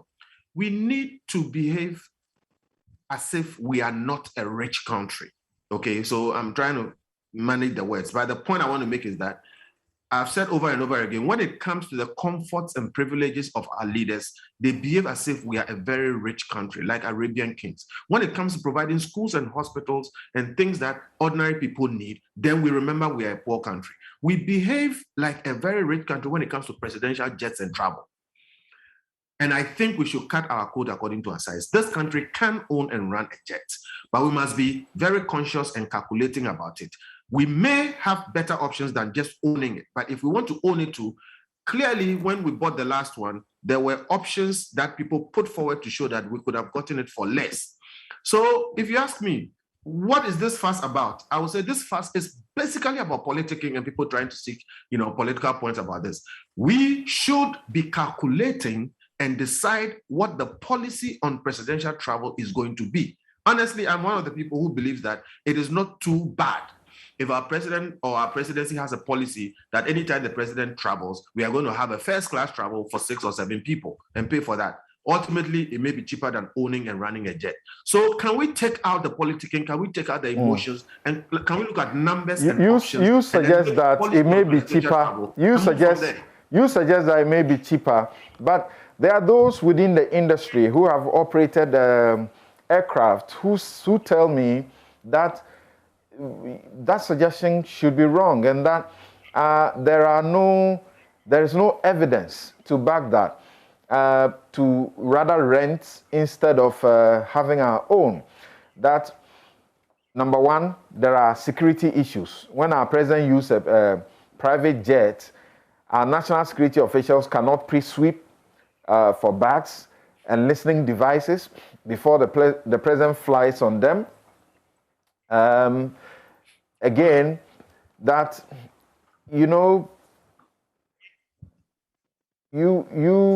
I'm told that this is the first and most important thing to consider, and that having one is cheaper. Actually, having one is cheaper. And that if anybody says that chartering an aircraft instead of owning one for the presidency is cheaper, that person doesn't know what they are talking about. So, Samson, we need to do the math, all right? You buy the aircraft, and if you look at the last set of aircrafts we bought, the pricing compared to the pricing on the open market, where other people had gone to buy the same thing, was far more than what obtains normally. There's a problem there. It came with hangars and things. There's a problem there. Look at our history in terms of jet ownership, and you will find that we tend to pay multiples more than is normal. So the person who is making that calculation may be looking at what the general expenditure situation is concerning owning an aircraft for, let's say, 10, 20 years, okay? But that general expenditure situation is not what pertains in Ghana. And if you look at exactly what pertains in Ghana, how we own it, how we maintain them, how we sometimes leave them alone, and then we have big issues, and you look at the cost spread over renting or chartering, whatever it is, you come to find that in the last 10 years, or let's say in the last 20 years, the cost that we have borne on aircraft, if we're using it to charter, we may have been able to cover all the charter. So my point is, let's do the math. As for the security argument, look, it's a red herring. If you have a national security system that cannot sweep, check, and confirm the security of one aircraft that your president is going to use for a number of hours in a day, or a number of hours over a number of days, then what's your business going to put him in a hotel? Are you able to sweep and check the whole hotel? So people talk about these things. And if you talk about pilots, look, the better pilots are the ones who have a lot of time on the specific aircraft that the president is using. How many times does our president travel? And are we going to keep a pilot for maybe the Gulfstream or whatever it is, who will be training on other Gulfstreams or what? You are better off with a pilot that has spent a lot more hours piloting other people of the same caliber, etc. So again, these arguments or these things, they are sometimes driven by emotion. We need to have the hard calculations, and these are done by experts. Then they come and explain to us, this is what this means, this is what that means, and then let us go for this. I support a policy on presidential travel. So far, it's costing us too much. Okay, thank you. Now, Oliver, what do you say? This is an aviation expert who himself has managed aircraft, and he says that you can only compare a flight hour for the same type of aircraft. So take the same aircraft type. One is a presidential jet. The other is a charter aircraft.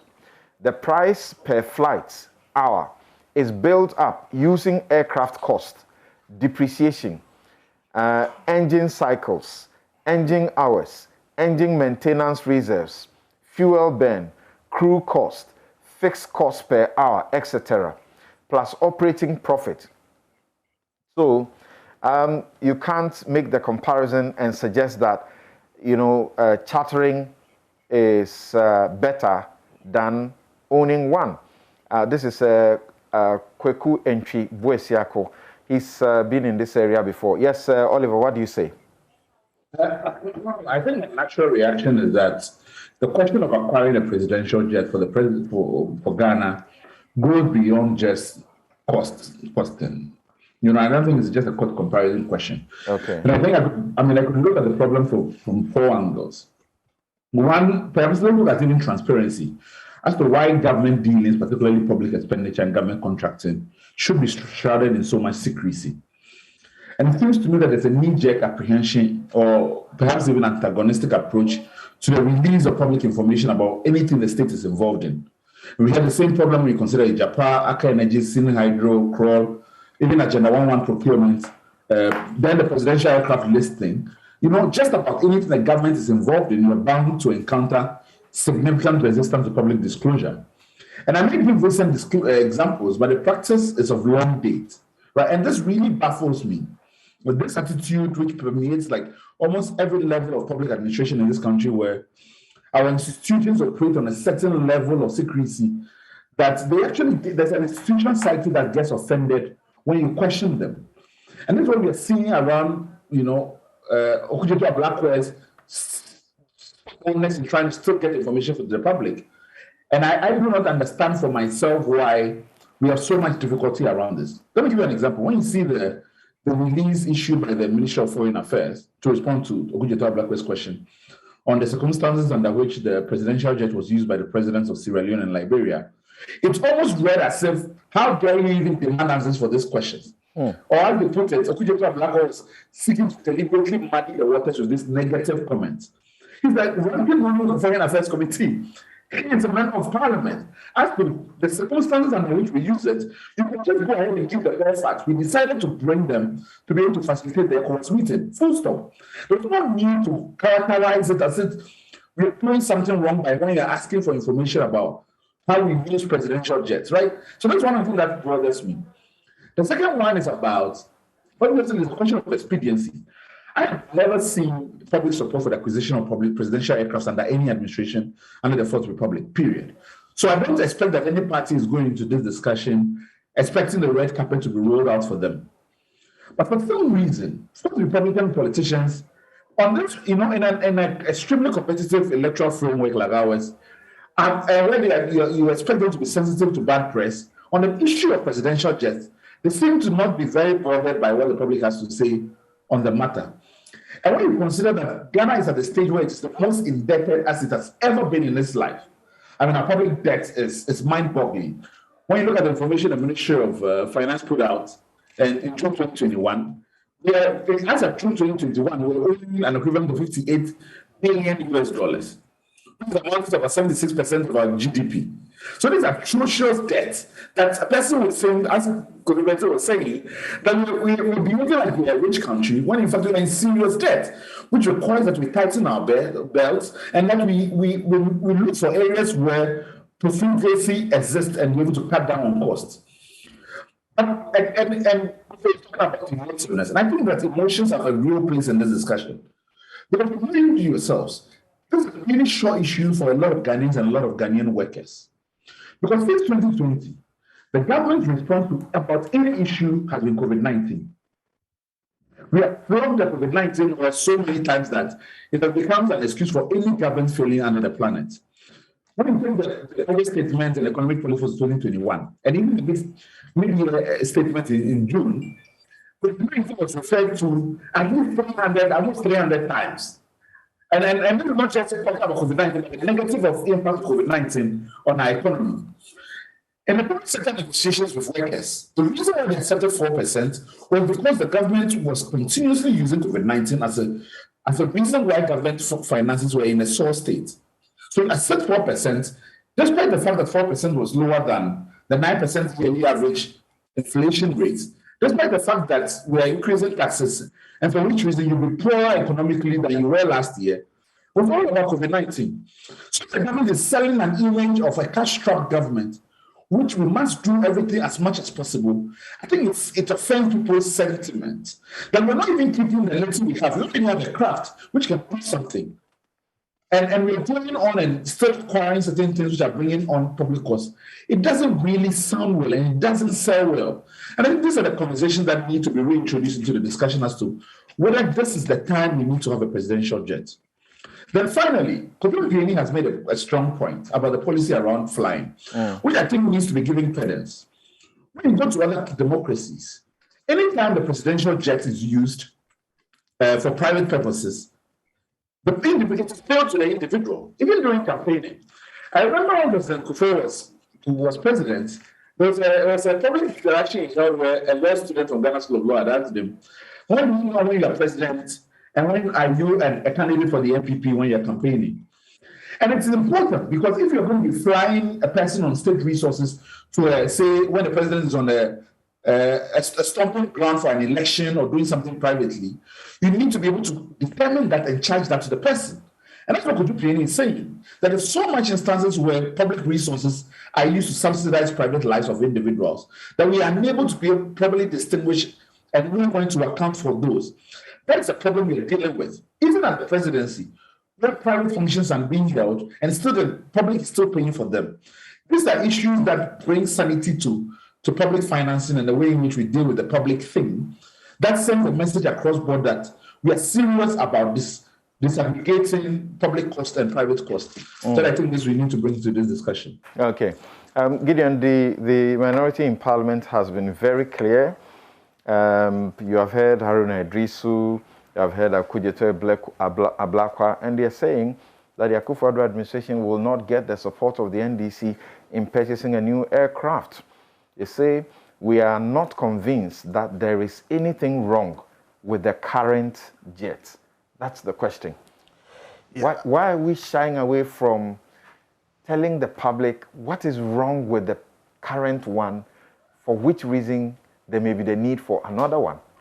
I don't think Samson government is shying away from talking about what is wrong with the current jet. I mean, over and over again, this has been made public to the Director of Communications, to the President, the Ministry of Information, even the Minister for Defense. You remember he was in Parliament recently to answer questions relating to these presidential travels, and all these had been... he and the Finance Minister have literally refused to answer the question as posed by Akudjeto Ablakwa. I come to that, but on the matter of what is wrong with the current jet, remember on 30th of September, when the President was returning from the UN General Assembly, reports came that the jet that the President was using, which is the current presidential jet, had developed fault in one of the engines. And so it became quite difficult for the President to even use the jet to come to Ghana. They had to do an emergency landing somewhere and then change course with another flight.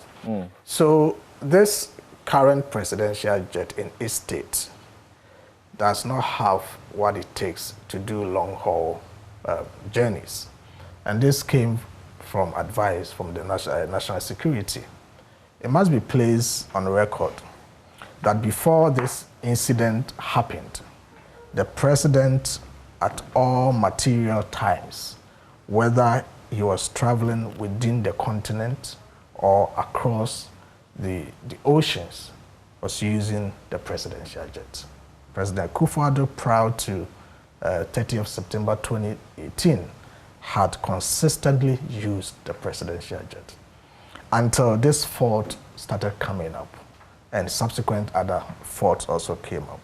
And then the national security advised that the presidential jet in such a state will not be proper for traveling across the Pacific and then Atlantic oceans or whatever.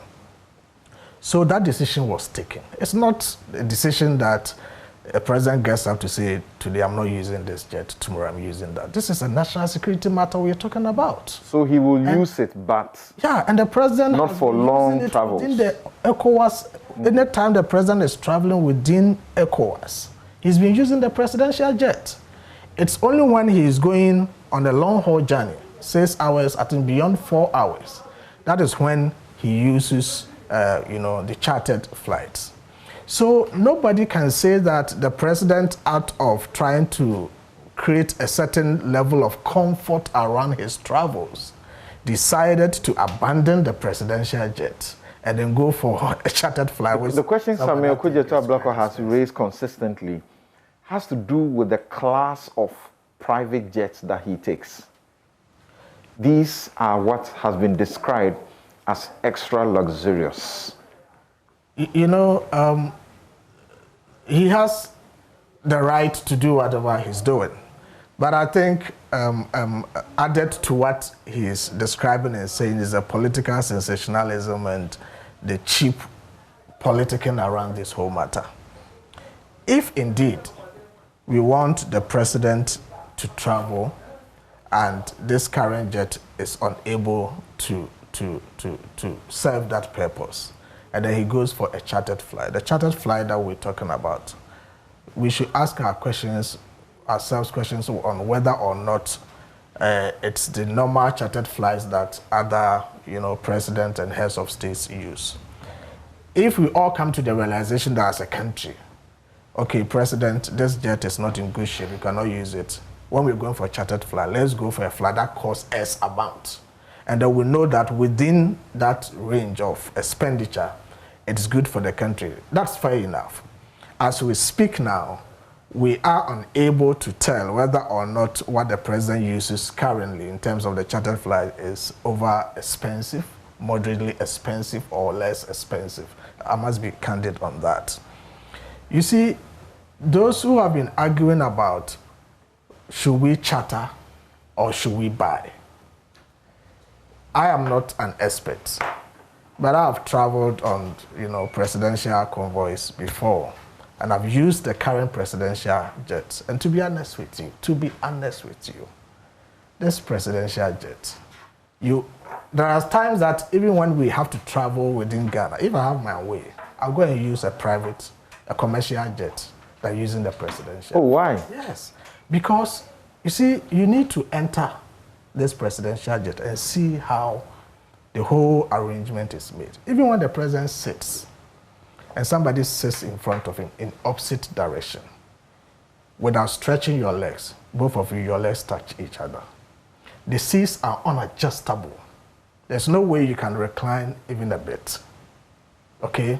They are so fixed. You need to enter the presidential jet and see. If I have my way, sometimes, and there are on 2 occasions, I've avoided using the presidential jet. I went on a commercial flight.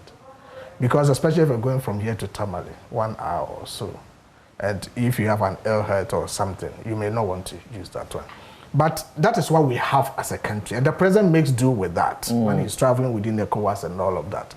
But it is not in such a situation that you want to use it to travel 6 hours, 7 hours. The difficulty will be unbearable. That is there. But the chartered ones we are using, I've been trying to guess some simple calculations in my mind. That if you go for a chartered flight and you have to pay X amount of dollars all the time, anytime you travel, and you put everything together, we are told that from the time of President Mills up till now, we spent about $15 or so million on presidential travels, cumulatively from President Mills up to now. Let's ask ourselves as a country, if we were to buy a flight for the state that our presidents or heads of state will use, will it cost $50 million? If it will cost same or less, why then should we spend money in a period? President Mills was using the jet. Which one? This Falcon. Yeah, he was using it. Yeah, President Mahama used it. So at some point, he didn't use it. Kudjeto had indicated there were times he chartered flights and all of that. President Akufo-Addo was using it also until this fault came. Okay, so you can see that the expenditure on chartering vis-a-vis the expenditure on buying. Of course, when you buy, it becomes your property. You decide to use it as and when, and the security discussions around this whole matter. If the president is going to travel on a commercial flight, you're unable to go and do the security checkup that you need to do and all of that. But I agree with Kofi that if we are buying, the cost must be such that the nation Ghana will not be seen as having been shortchanged. And then also, there should be a whole policy around the presidential jet if we're going to buy. We buy the presidential jet, we know that these are the standard operating procedures that we're going to use to manage it. And we manage it in such a way that it does not become like the bona fide property. So can the president, if he has a charter, can't he be on a flight other than what we are told is the top of the range VIP luxury, jet that, industry, as it were, business people, the affluent who have nothing using their money for, are the ones who go on such a flight? I think those are the descriptions of my friend Okudzeto Ablakwa and our colleagues in the minority as to whether or not what the providers of such flights, the information that he supplies is found on their website. Well, like I said, as it stands, those are the descriptions of our colleagues in the minority. They have put out pictures of the interiors of some of these flights that have been disputed by others also. So we need to find a fair balance and make a firm decision as a nation whether to go chartering or buying one for ourselves. I see prudence in the nation Ghana owning a presidential jet. It is so important that we don't have to second guess on it. But what matters most, like I said, is that we shouldn't just go to say we're buying a presidential jet for buying sake. The cost, the price, at what price we are buying it should be a subject for discussion and proper scrutiny, such that everybody will be at peace that, oh, indeed, this presidential jet we are buying, we got it at a good deal. And then when we get it, well, we are told that the minister has been charged and he's in the process of looking for one. Yes, so I think one of the issues Okudzeto was raising, and he said, I quote, if our government is dealing directly with operators of LXD10, is that it? Yeah, deal. Then it is costing the Ghanaian taxpayer at least $14,000 per hour. However, if our government is leasing the aircraft via brokers or middlemen, as it has gained notoriety in many sectors, you shouldn't be surprised the Ghanaian taxpayer is being billed between $18,000 and $22,000 per hour. Question of use of middlemen, which also will increase the cost. Where do you stand? I want to submit very forcefully that the decision by the Akufo-Addo-Bawumia MPP government to buy a new presidential jet is a misplaced priority and will amount to a waste of the public purse if allowed. The mere thought of it at this time is insensitive to the plight of the ordinary Ghanaian and an insult to our sensibilities. If President Akufo-Addo and Dr. Bawumia cared about the sufferings of Ghanaians, they would not even think of buying a presidential jet at this time.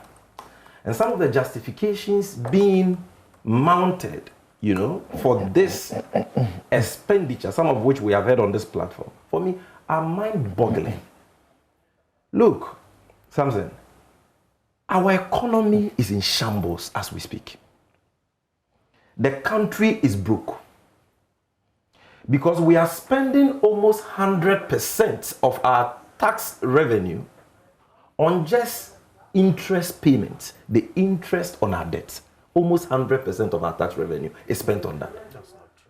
That is almost 90%. That is a fact. When you were speaking, I didn't interject you. You get the opportunity. No, please. No, you have nothing to correct. I'm speaking to facts. When I'm done, you can come in. Basically, is spent on 3 budgets. No. Line items. No. Something I don't think you should allow this. No, it's important. Let him say it.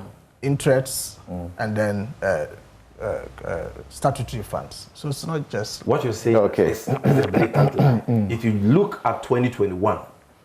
Total tax revenue, okay? Total tax revenue for 2020 was 45.2 million. This year you're projecting something around 47 million. That alone is equal to the total amount of interest we need to pay on our debt for 2021. So we need to pay. Let me finish. Let me finish. Gideon. Just get this right. I think you have made the intervention. You have made the intervention, so it's okay. Even if you pick total revenue, that is oil revenue together with tax revenue and all the revenue we are projecting to get in 2021, we are spending all that on just 2 budget line items. Compensation, which is the salary and wages of public sector workers, and interest payment. Today, we borrow for goods and services. Money for the running of government agencies, we borrow for that. We borrow for statutory funds. We borrow for capital expenditure. We borrow for everything. Even money to buy fuel for the vehicles that our president and his entourage have been using. We borrow. Money for A4 sheet, for pens, for our ministry, we borrow to buy that. You understand? That is how broke we are, and all these things are facts. You are living in a country today where labor is calling for increases in their salaries. And government is saying, tighten your belts because we are not living in normal times. They've been giving 4%. Only 4%, the paltry 4%, despite the astronomical increases in general prices, as a result of their insensitive decision to slap as many as 6 taxes on the already burdened Ghanaian this year alone, 6 taxes.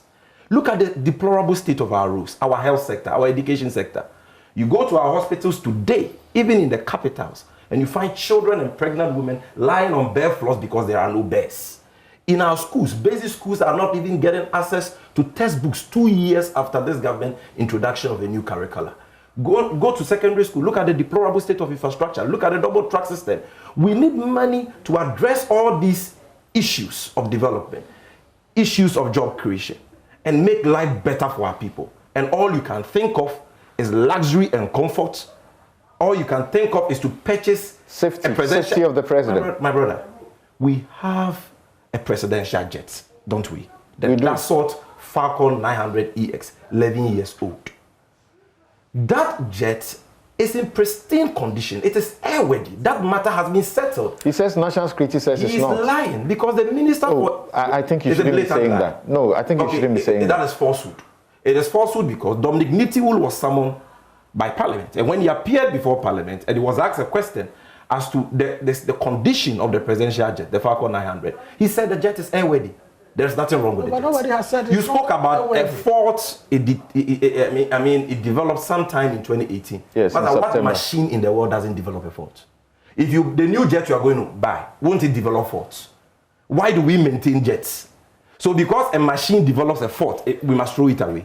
So you disagree. You disagree with him. The issue about you disagree with him on the fact that national security says the president can use it for shorter travels, but not long distance travel. No, you can't say that. I am saying so because the Minister for Interior, the Minister for Defense, Dominic Nitiwul, has told the entire country, he said it in Parliament, that the jet is airworthy. You're confusing two things. Let me finish. Airworthy does not mean it can go on longer hauls. It can go. No, please. President Mahama used the jet to Paris. How do you understand? Since you came to office, it has gone to Paris. The time of President Mahama is not today. Falcon 900 can travel for nine straight hours. I think you explained. You are heckling. That thing is airworthy. You are heckling. We agree. Nobody is saying it is not. You are not like this. Don't do this. But the fact that it is airworthy. Yeah, but Sami, can we agree on this? Can we agree on this? That you don't say he's lying, because the facts as he presents, he says he's been advised, the president has been advised to use it within a certain radius or limit, but not for a certain distance. And I'm saying that. So that is the basis of what he says the problem is. I'm saying that, number one, he says that the jet developed a fault in 2018. Which is a fact. I am saying that cannot be a justification Okay. for the procurement of a new one. Because the new one you're going to buy, just like all vehicles, will also develop a fault. And that is why these machines are serviced periodically. Are you getting it? Number two, he says that the jet cannot go for long hour trips. I'm saying that President Mills used this jet. President Mahama used this jet. They went to Europe with it. They went to several countries with it. This jet can go anywhere in the world. But that's prior to the fault developing in 2018. Are you saying that when we bought it, it never developed a fault? I don't know. The Air Force One even develops faults. The new one you are going to buy can develop a fault 1 month after you buy it. Are you going to throw it away because it has developed a fault? That fault can be fixed. And according to the Minister for Defense, that fault has been fixed. The reason why the president of Liberia, Guinea-Bissau, Sierra Leone are flying in that jet today, it is because it is airworthy. And if a jet is airworthy, it is airworthy. And this Falcon 900 ES can travel for 9 hours continuous. If you want to go to a place like the United States of America, all you need to do is to do a 45 minutes refuel stop. In any case, the new jets, the luxurious ones that they are hiring now, which cost the nation $14,000 per hour, one cost us $20,000 per hour, also do refuel stops. On his current trip to Houston from Accra, President Akufo-Addo did a refuel stop in the Azores, North Atlantic. When he was coming back to Ghana, he did a refuel stop at Cape Verde. Okay, even with this, I think one of the justifications or reasons that the minister gave was the space. How many people the president wanted to travel with, and the Falcon is... The Falcon can pick 9 people. Yes. The president of Zambia, when he was going for the UN General Assembly, flew commercial. He flew Qatar Airways with a delegation of 3 people. You have a jet which can fly 9 people, and others can even join you on commercial flights. The president of Namibia, when he was going for that same UN General Assembly, went with the same Falcon 900 with the people of Namibia bought in 1991. A jet which is 20 years older than our jet.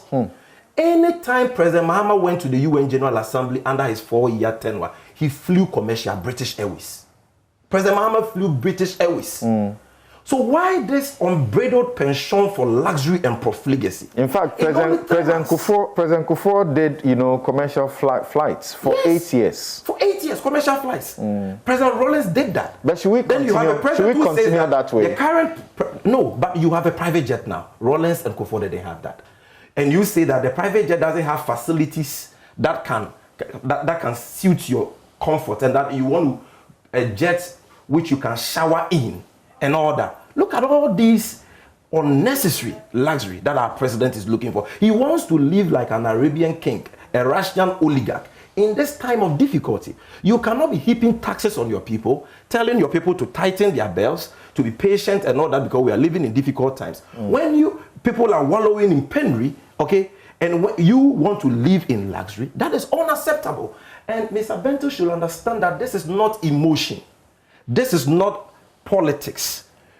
We are being responsible citizens. We are calling on the president to protect the public purse like he promised to do when he was in opposition. So there is absolutely nothing wrong with the current jet we have. It can go anywhere in the world. The only thing you need to do is that for long journeys, you do 30, 45 minutes, maximum 1 hour refuel stops, which the current luxurious jets our president is using for his recent trips still do. Now my point is, Samson, look at the millions we are losing through this insatiable taste of the president for luxury. In 3 months alone, we have spent 10 million Ghana cedis on the last 3 travels of President Akufo-Addo. You recall that in 9 months alone in 2019, the Auditor General said that this government spent 62 million Ghana cedis on foreign travels. That is 620 billion old Ghana cedis. Okay? Look at what this money can do for President Kufuor said, we know the cost of everything but the value of none. We are being told that we should think about what the president brings by his travels. So when President Mahama was flying commercial, and even when our jet, and by the way, President Mahama only chartered private jets when the state presidential jet, that's what Falcon 900, was not available. Okay, if it is not available, it is justified. But like you said, Samson, and I think they should listen to the wisdom in what you said, even if there is a need for the president to charter a jet, There is Vista. We used to charter jets by Sahara Airline. $6,000, $7,000 per hour, just like the cost of that's what I call 900 EX, which we own as a country. You go for jets that cost as much as $20,000 per hour, $14,000 per hour. Monies which could have been used to build schools, create jobs, build roads, hospitals, to improve the living conditions of Ghanaians. You are wasting it on your luxury. And you come and tell us that, oh, because of COVID, the economy is not good, bear with us and all that. So what am I saying? What I'm saying is that the people of this country should rise up. We must not allow this. And let me commend the minority for indicating clearly that this will not have their blessing, this will not have their support. We must do everything to resist this. It is needless, it is wasteful, this is not what we were promised. We have to think about the socioeconomic challenges affecting our people and stop this culture of profligacy, ostentation, and wastage. Thank you very much. And on the note of a message by PK Elembele says, in fact, this MPP government has the penchant of using taxpayers' money on unnecessary priorities. First of all, don't we have a presidential jet as a country? This clearly shows that the government is clearly deviating from the urgent needs of the country, such as providing one district, one factory to other deprived districts in Ghana. On the Sino-hydro deal, in fact, this government is failing to glitter.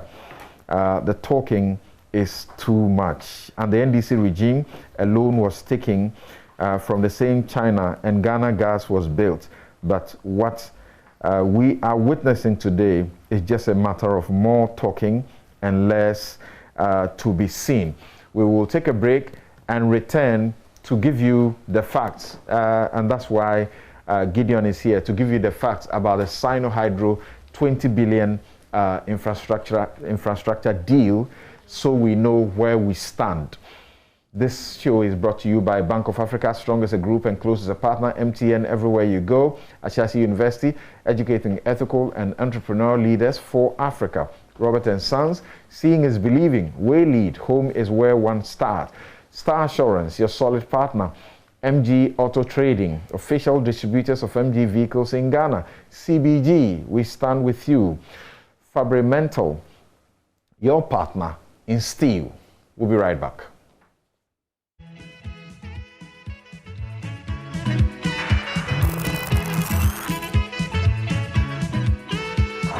Welcome back. This is Newsfile. It's your most authoritative news analysis platform. And here on Newsfile, we put Ghana first. This program is brought to you by the kind sponsorship of Bank of Africa, as strong as a group and close as a partner. MTN, everywhere you go.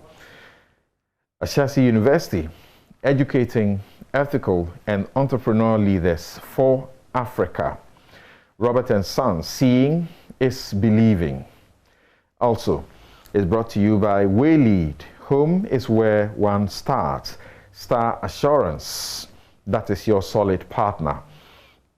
As well as MG Auto Trading, official distributors of MG vehicles in Ghana. CBG, we stand with you. And Fabrimental, your partner in steel. As you can see, I started with a fix the country shirt, and we're discussing Macho Kaka's issue and the Ejura matter, because Macho Kaka was a fix the country person according to his own testimony. And I believe that if for nothing at all, we should fix our constitution. A number of things need to be fixed in that constitution. Now, my outfit, as you see, is by Habil's Couture. Habil's Couture, they can be found at Ajiringano Gate at East Legon. You can call them 0200 841 988 0200 841 988. Havel's Couture. Now, Sino-hydro. This regime started with such a promise. It said that in its quest to bridge the severe infrastructure deficit in the country, the government entered into a 2 billion master project support agreement with the Chinese state-run Sino-hydro Corporation Limited in September 2018. Under the deal, Sino-hydro, a hydropower engineering and construction firm, will finance and execute the construction of infrastructure projects across the length and breadth of Ghana in exchange for access to sites to mine bauxite. The Ejura forest was subsequently earmarked as a site to be exploited by the Chinese company for 15 years. Located in the country's southeastern part, Ejura forest is 26,000 hectares, area rich in bauxite and other mineral resources deposits like manganese and iron. According to the U.S. Geological Department, the Ejura forest holds more than 960 million metric tons of bauxite reserves, valued at more than $500 billion US. It is against this background of sealed wealth that government was able to secure what it touted as an unprecedented barter arrangement to fix Ghana's infrastructural needs. Now, how far have we come? Phase 1 of the project has 10 lots. How many have been executed? Phase 2, what has happened so far? Now, let me go quickly and start with Kofi Bento. Now, Kofi, Imani, once again, you guys were doing, I don't know if it's prophecy or what. You were predicting that there were problems with this. And here we are. It doesn't look like things are as promised. What would you say? Well, what I'll say is that, like I've said a lot, many times we hope we'll be proven wrong. Why? Because we come with the assumption that government has all the information, we can see only parts of it. But with the parts of the information that we see, we do some very serious analysis, look at things objectively, and try to come, out with what we believe is going to happen based on the information we have.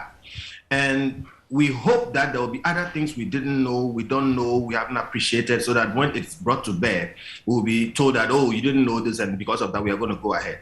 If you take some of the issues around this Sino-hydro deal, they were glaring, very, very glaring.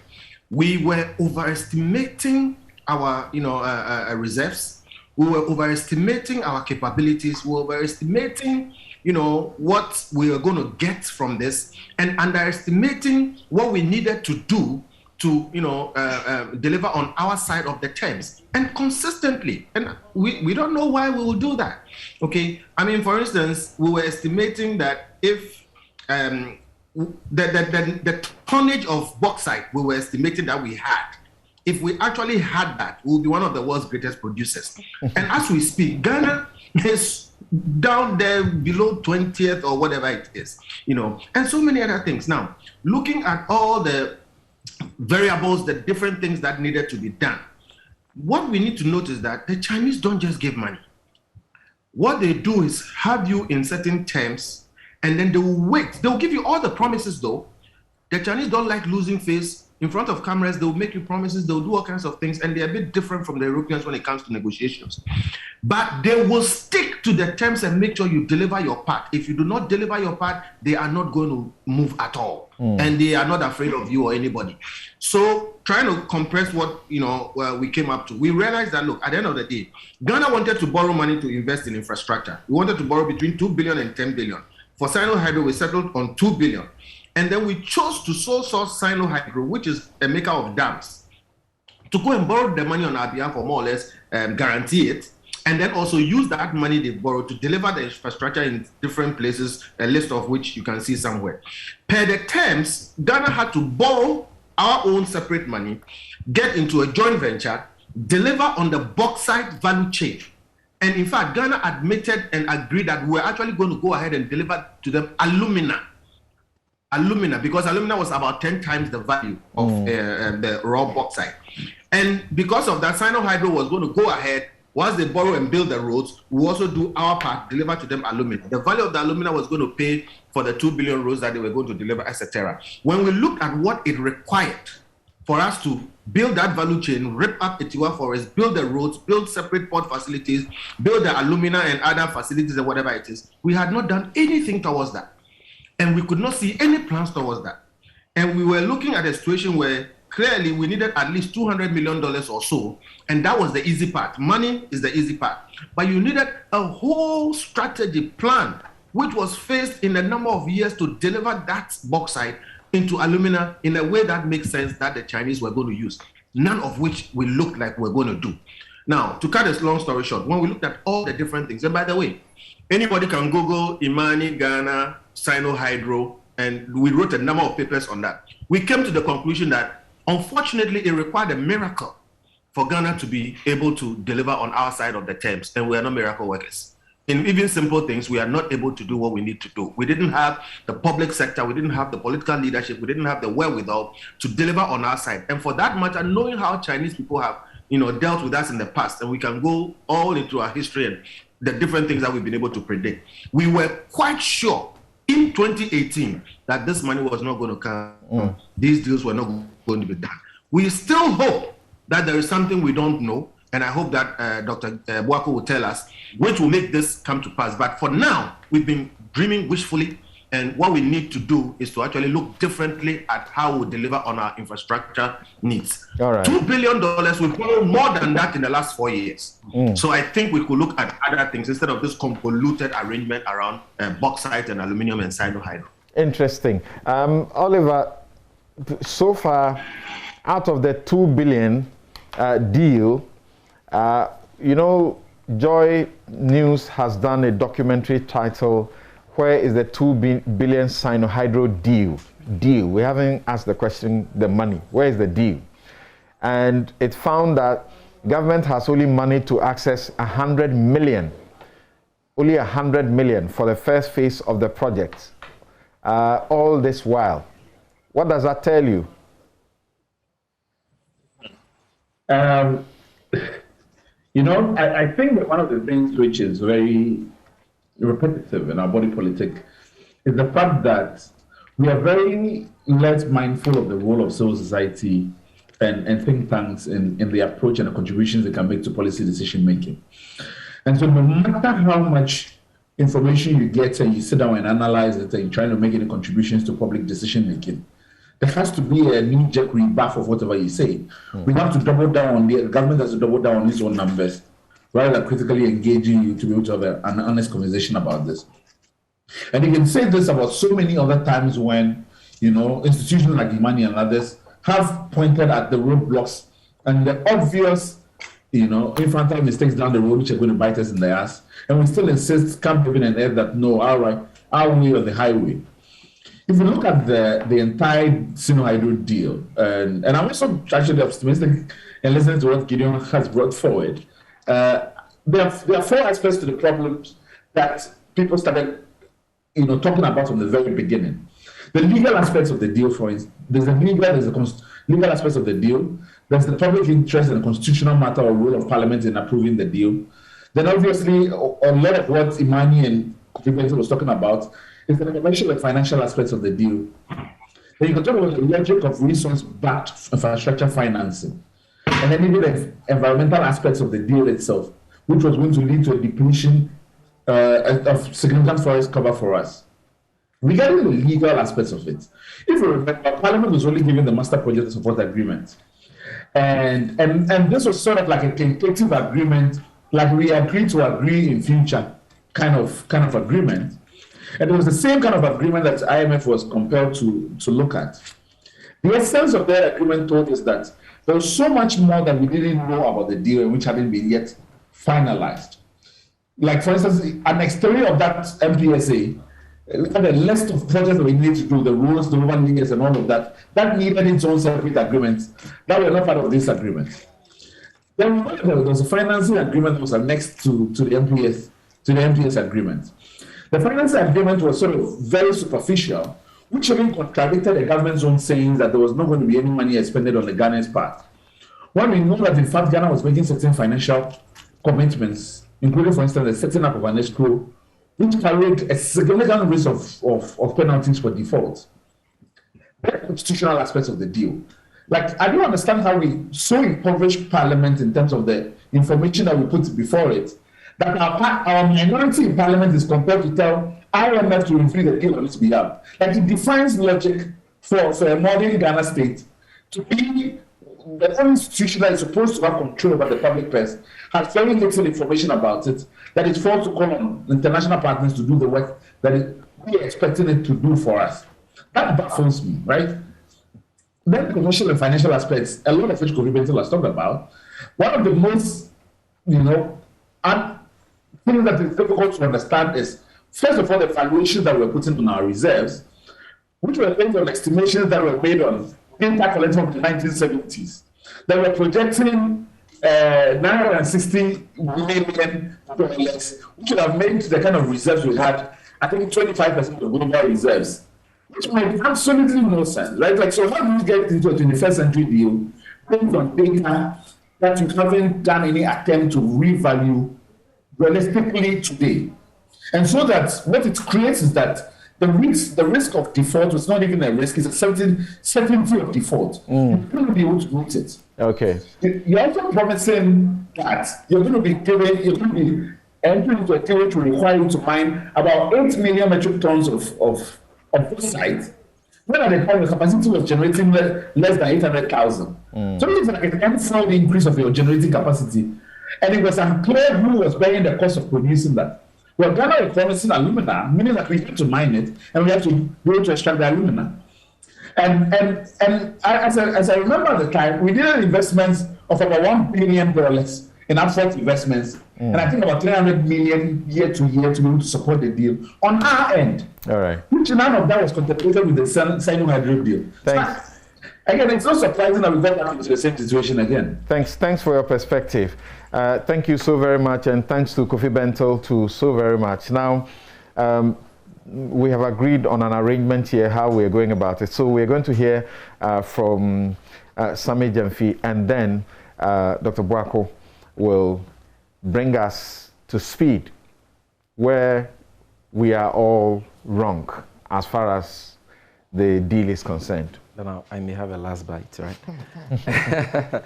Well, Samson, some of us are not surprised that the much touted Sino-hydro deal has turned out as a total fiasco. Really? Yes, it has turned out as a total fiasco. You can't say total. Total fiasco, and I will explain why. It is turned out so because in the first place, it was just propaganda calculated to prop up the image of the Vice President, Dr. Bawumia Gideon Boako's boss, okay, and create the impression that he was doing something extraordinary as Vice President when that was not the case.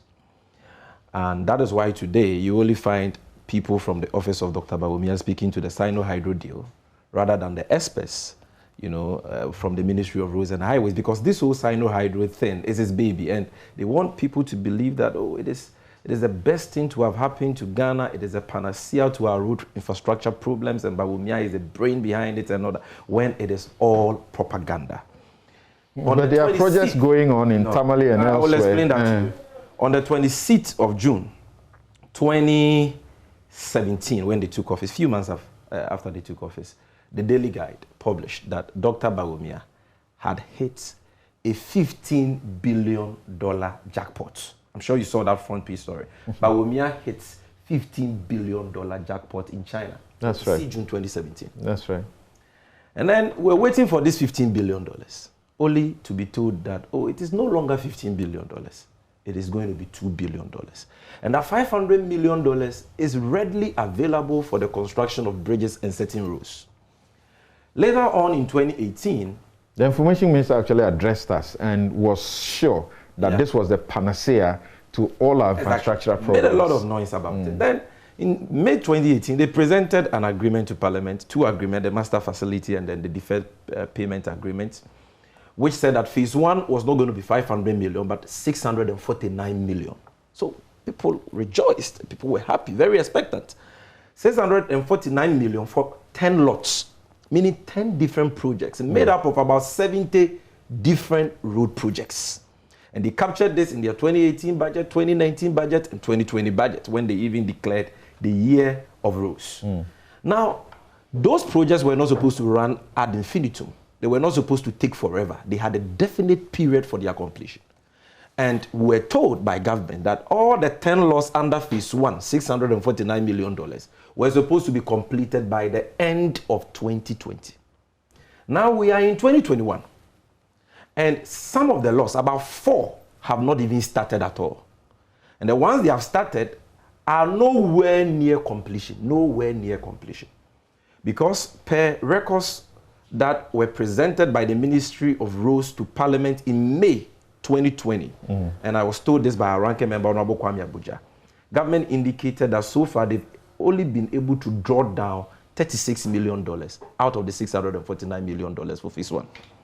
Now, we are told by government that they have been able to draw down $100 million. So let's even accept that hook, line, and sinker without challenging that. That $100 million constitutes 5%, only 5% of the $2 billion we were promised, and constitutes only 15% of the $649 million, which was supposed to be for phase 1.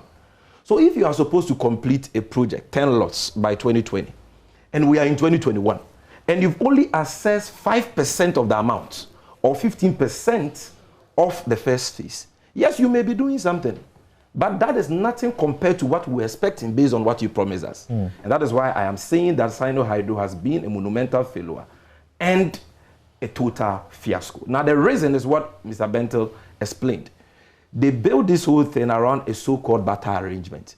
Give us infrastructure, and then we will pay with proceeds from our processed bauxite deposit. So we'll give you alumina. Now, you need an integrated aluminium industry to do that. An integrated aluminium industry you have built with West. As we speak, you've not even started mining bauxite in Atiwa, which was earmarked for this deal. You don't have a bauxite refinery. You don't have a smelter. You see, this is what happens, Samson, when you have a group of people in government who specialize in building castles in the air. A group of people who specialize in empty talk, lofty promises, and deception. That is what is happening. So I can tell you that they are not even going to get 20% of that $2 billion by 2024, because the Chinese are not, they are not, in quote, fools.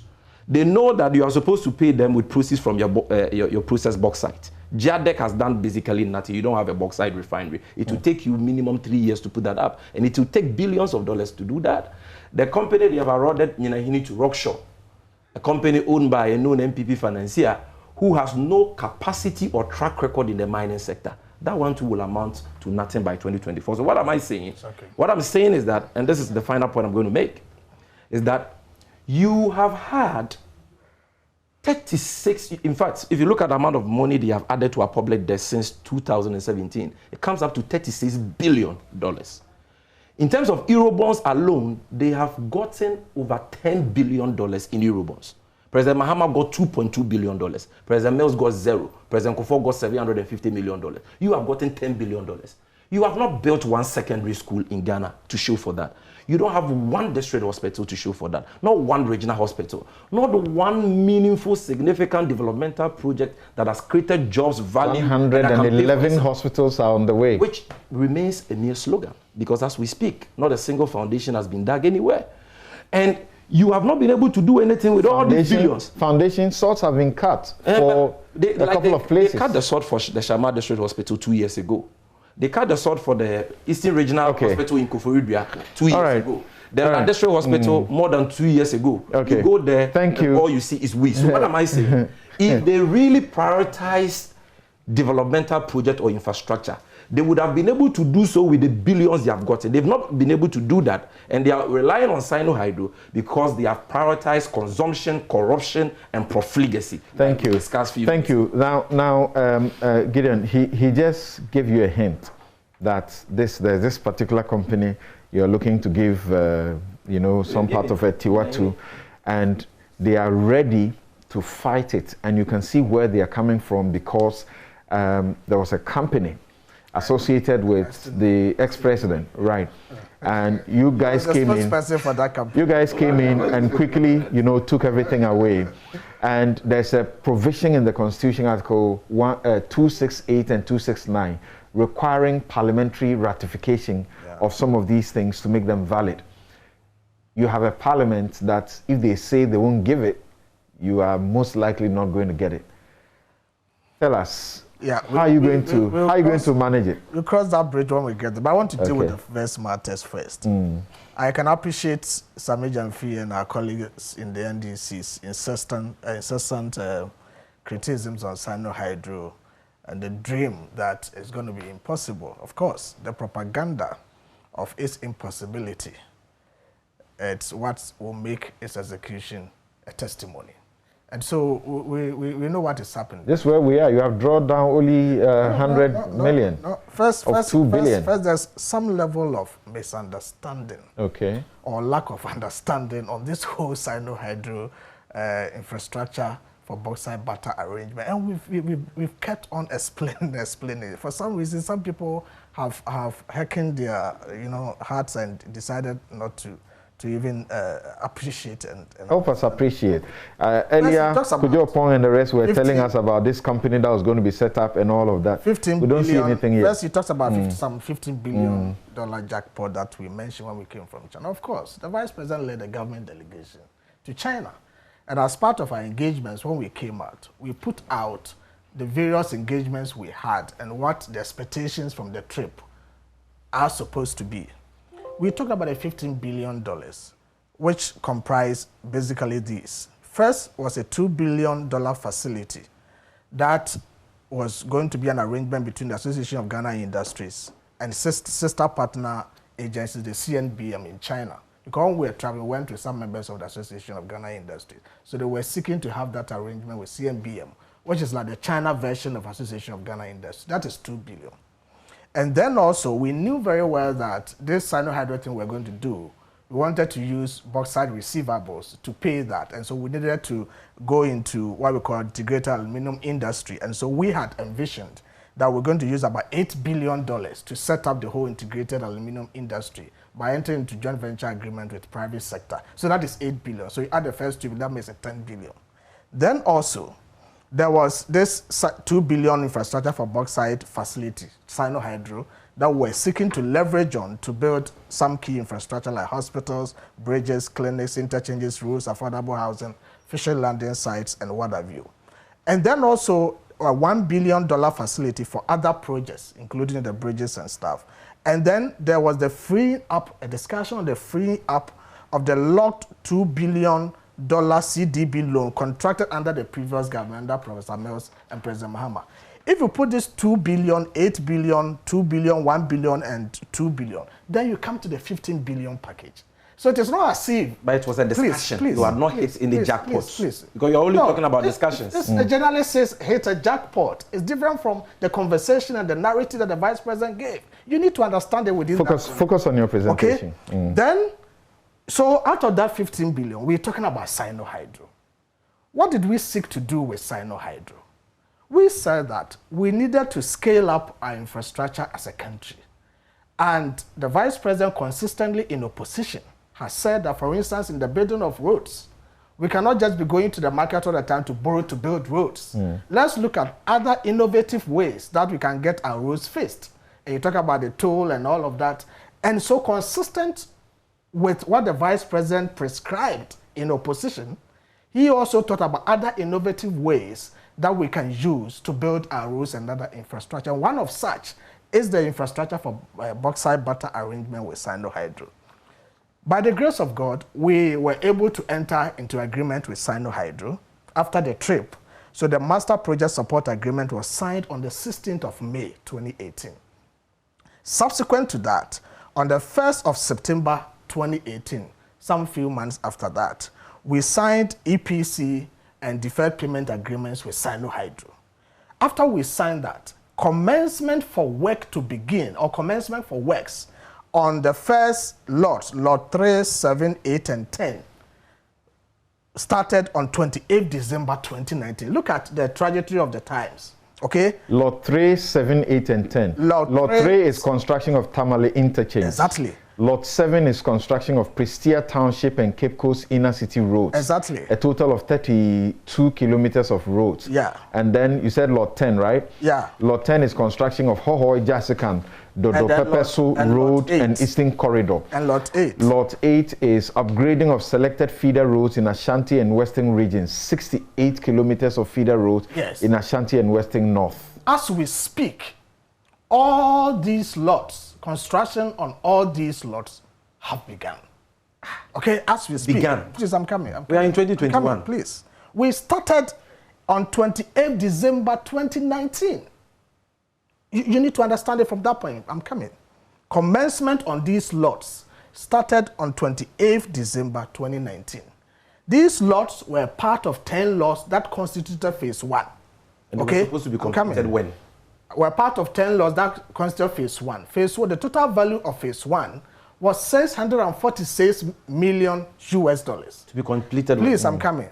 These 4 lots, these lots that I've mentioned, 3, 7, 8, and 10, had a total value of $335 million US. Okay? Out of this $335 million US, from the December of 2019 till now, government or Sino-hydro has been able to draw down 150, a little over 100 million, constituting 34% of the total value of the lots. Okay? So you cannot say that Sino-hydro has delayed. It is when not. Were you supposed to complete? You said you are coming. You never arrived. You've been coming for like how many minutes now? Let me get you here. When were you supposed to? Please wait. The projects were supposed to be completed in 3 years, ideally. Okay. It's 1. The loss that had been commenced, because in the deferred payment agreement, government can only make payments to Sino-hydro 3 years after the project is executed. You understand? So there wasn't any thought that we commence on December 2019 and then you finish in 2020. Even as we speak, we all saw how even COVID-19 impacted on activities of nations and businesses and all of that. So we commenced works on these lots under phase 1 on December 2019, virtually 2020, and then COVID began. Even in the midst of COVID, we've been able to draw down a little over 100 million, which is 115 million, out of the 335 million. It is 646, so it is 15%. Phase you 1. don't understand. Listen to me. Why don't I understand? You are just doing, you're being disingenuous with the figures. Phase 1 is 646. If you draw down 100%, it is 15%. Please. Why did we put them into phases? We put them into phases because we needed to make sure we go on a pace. Okay, that is sustainable on a pace that will also help us to make sure that by the time the payments are due, we have our bus site and everything in place. Phase 1 had 10 lots. Yes. We had agreed to commence lot 3, 7, 8, and 10. That is 4 after the 10 lots. Which is not phase 1. The 10 lots, you had approval for 500 million. 646 million. Okay, 646 million. And you've drawn down 100 million. Please. Sorry, we have just like 2 minutes. Yeah, please. But this is my time. Sorry. 646 million for the 10 lots. Yes. These lots I've mentioned, for which we had commencement commencement of work, is $335 million. But that is a subset of phase 1. So you can't use that for your analysis. We had not come to the other lots. We had not had financial closure for the other lots of phase 1. Okay? So you don't even have a drawdown right on that part of the funds because you haven't had financial closure for that. The part of the funds, 646, that we have drawdown rights is the 335. When I'm saying that, out of the 335 million, within a period of 1 year or 1.5 years, government or Sino-hydro has been able to draw down 115 million, which represents 34% of the project. We have been in this country. Parliament didn't give an approval for you to implement in phases. So why are we where we are? There are those who suggest that government, instead of allowing the professionals to execute this project, particularly the roads ministry, you have refused to do that. That is not true. And that's why the program is suffering. That is not true. Look, I have in my hands, and we are not in the courts anyway, I have in my hands the Master Project Support Agreement.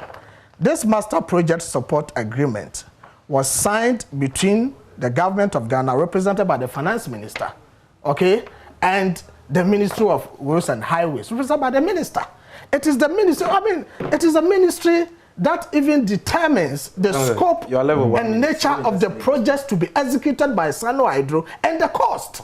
Please, okay? phase 1 had 10 lots, true or false? Please, yes. And out of the 10 lots, you are saying that you've only started 4 lots. 6 lots have not even started. This is a fiasco. Listen. You are saying that phase 1 is 10 lots, you have only started with 4, 6 lots have not started at all, and even with the 4 that you have started, you have done 33%. I can understand your difficulty. 33% out of the 4. I can understand your difficulty. That is what you have said. You need to understand. No, Sami. I need to understand what you are not speaking Chinese, you are speaking English. Sami, we have run out of time, so you don't have to do that. Let him finish well. Let him finish well.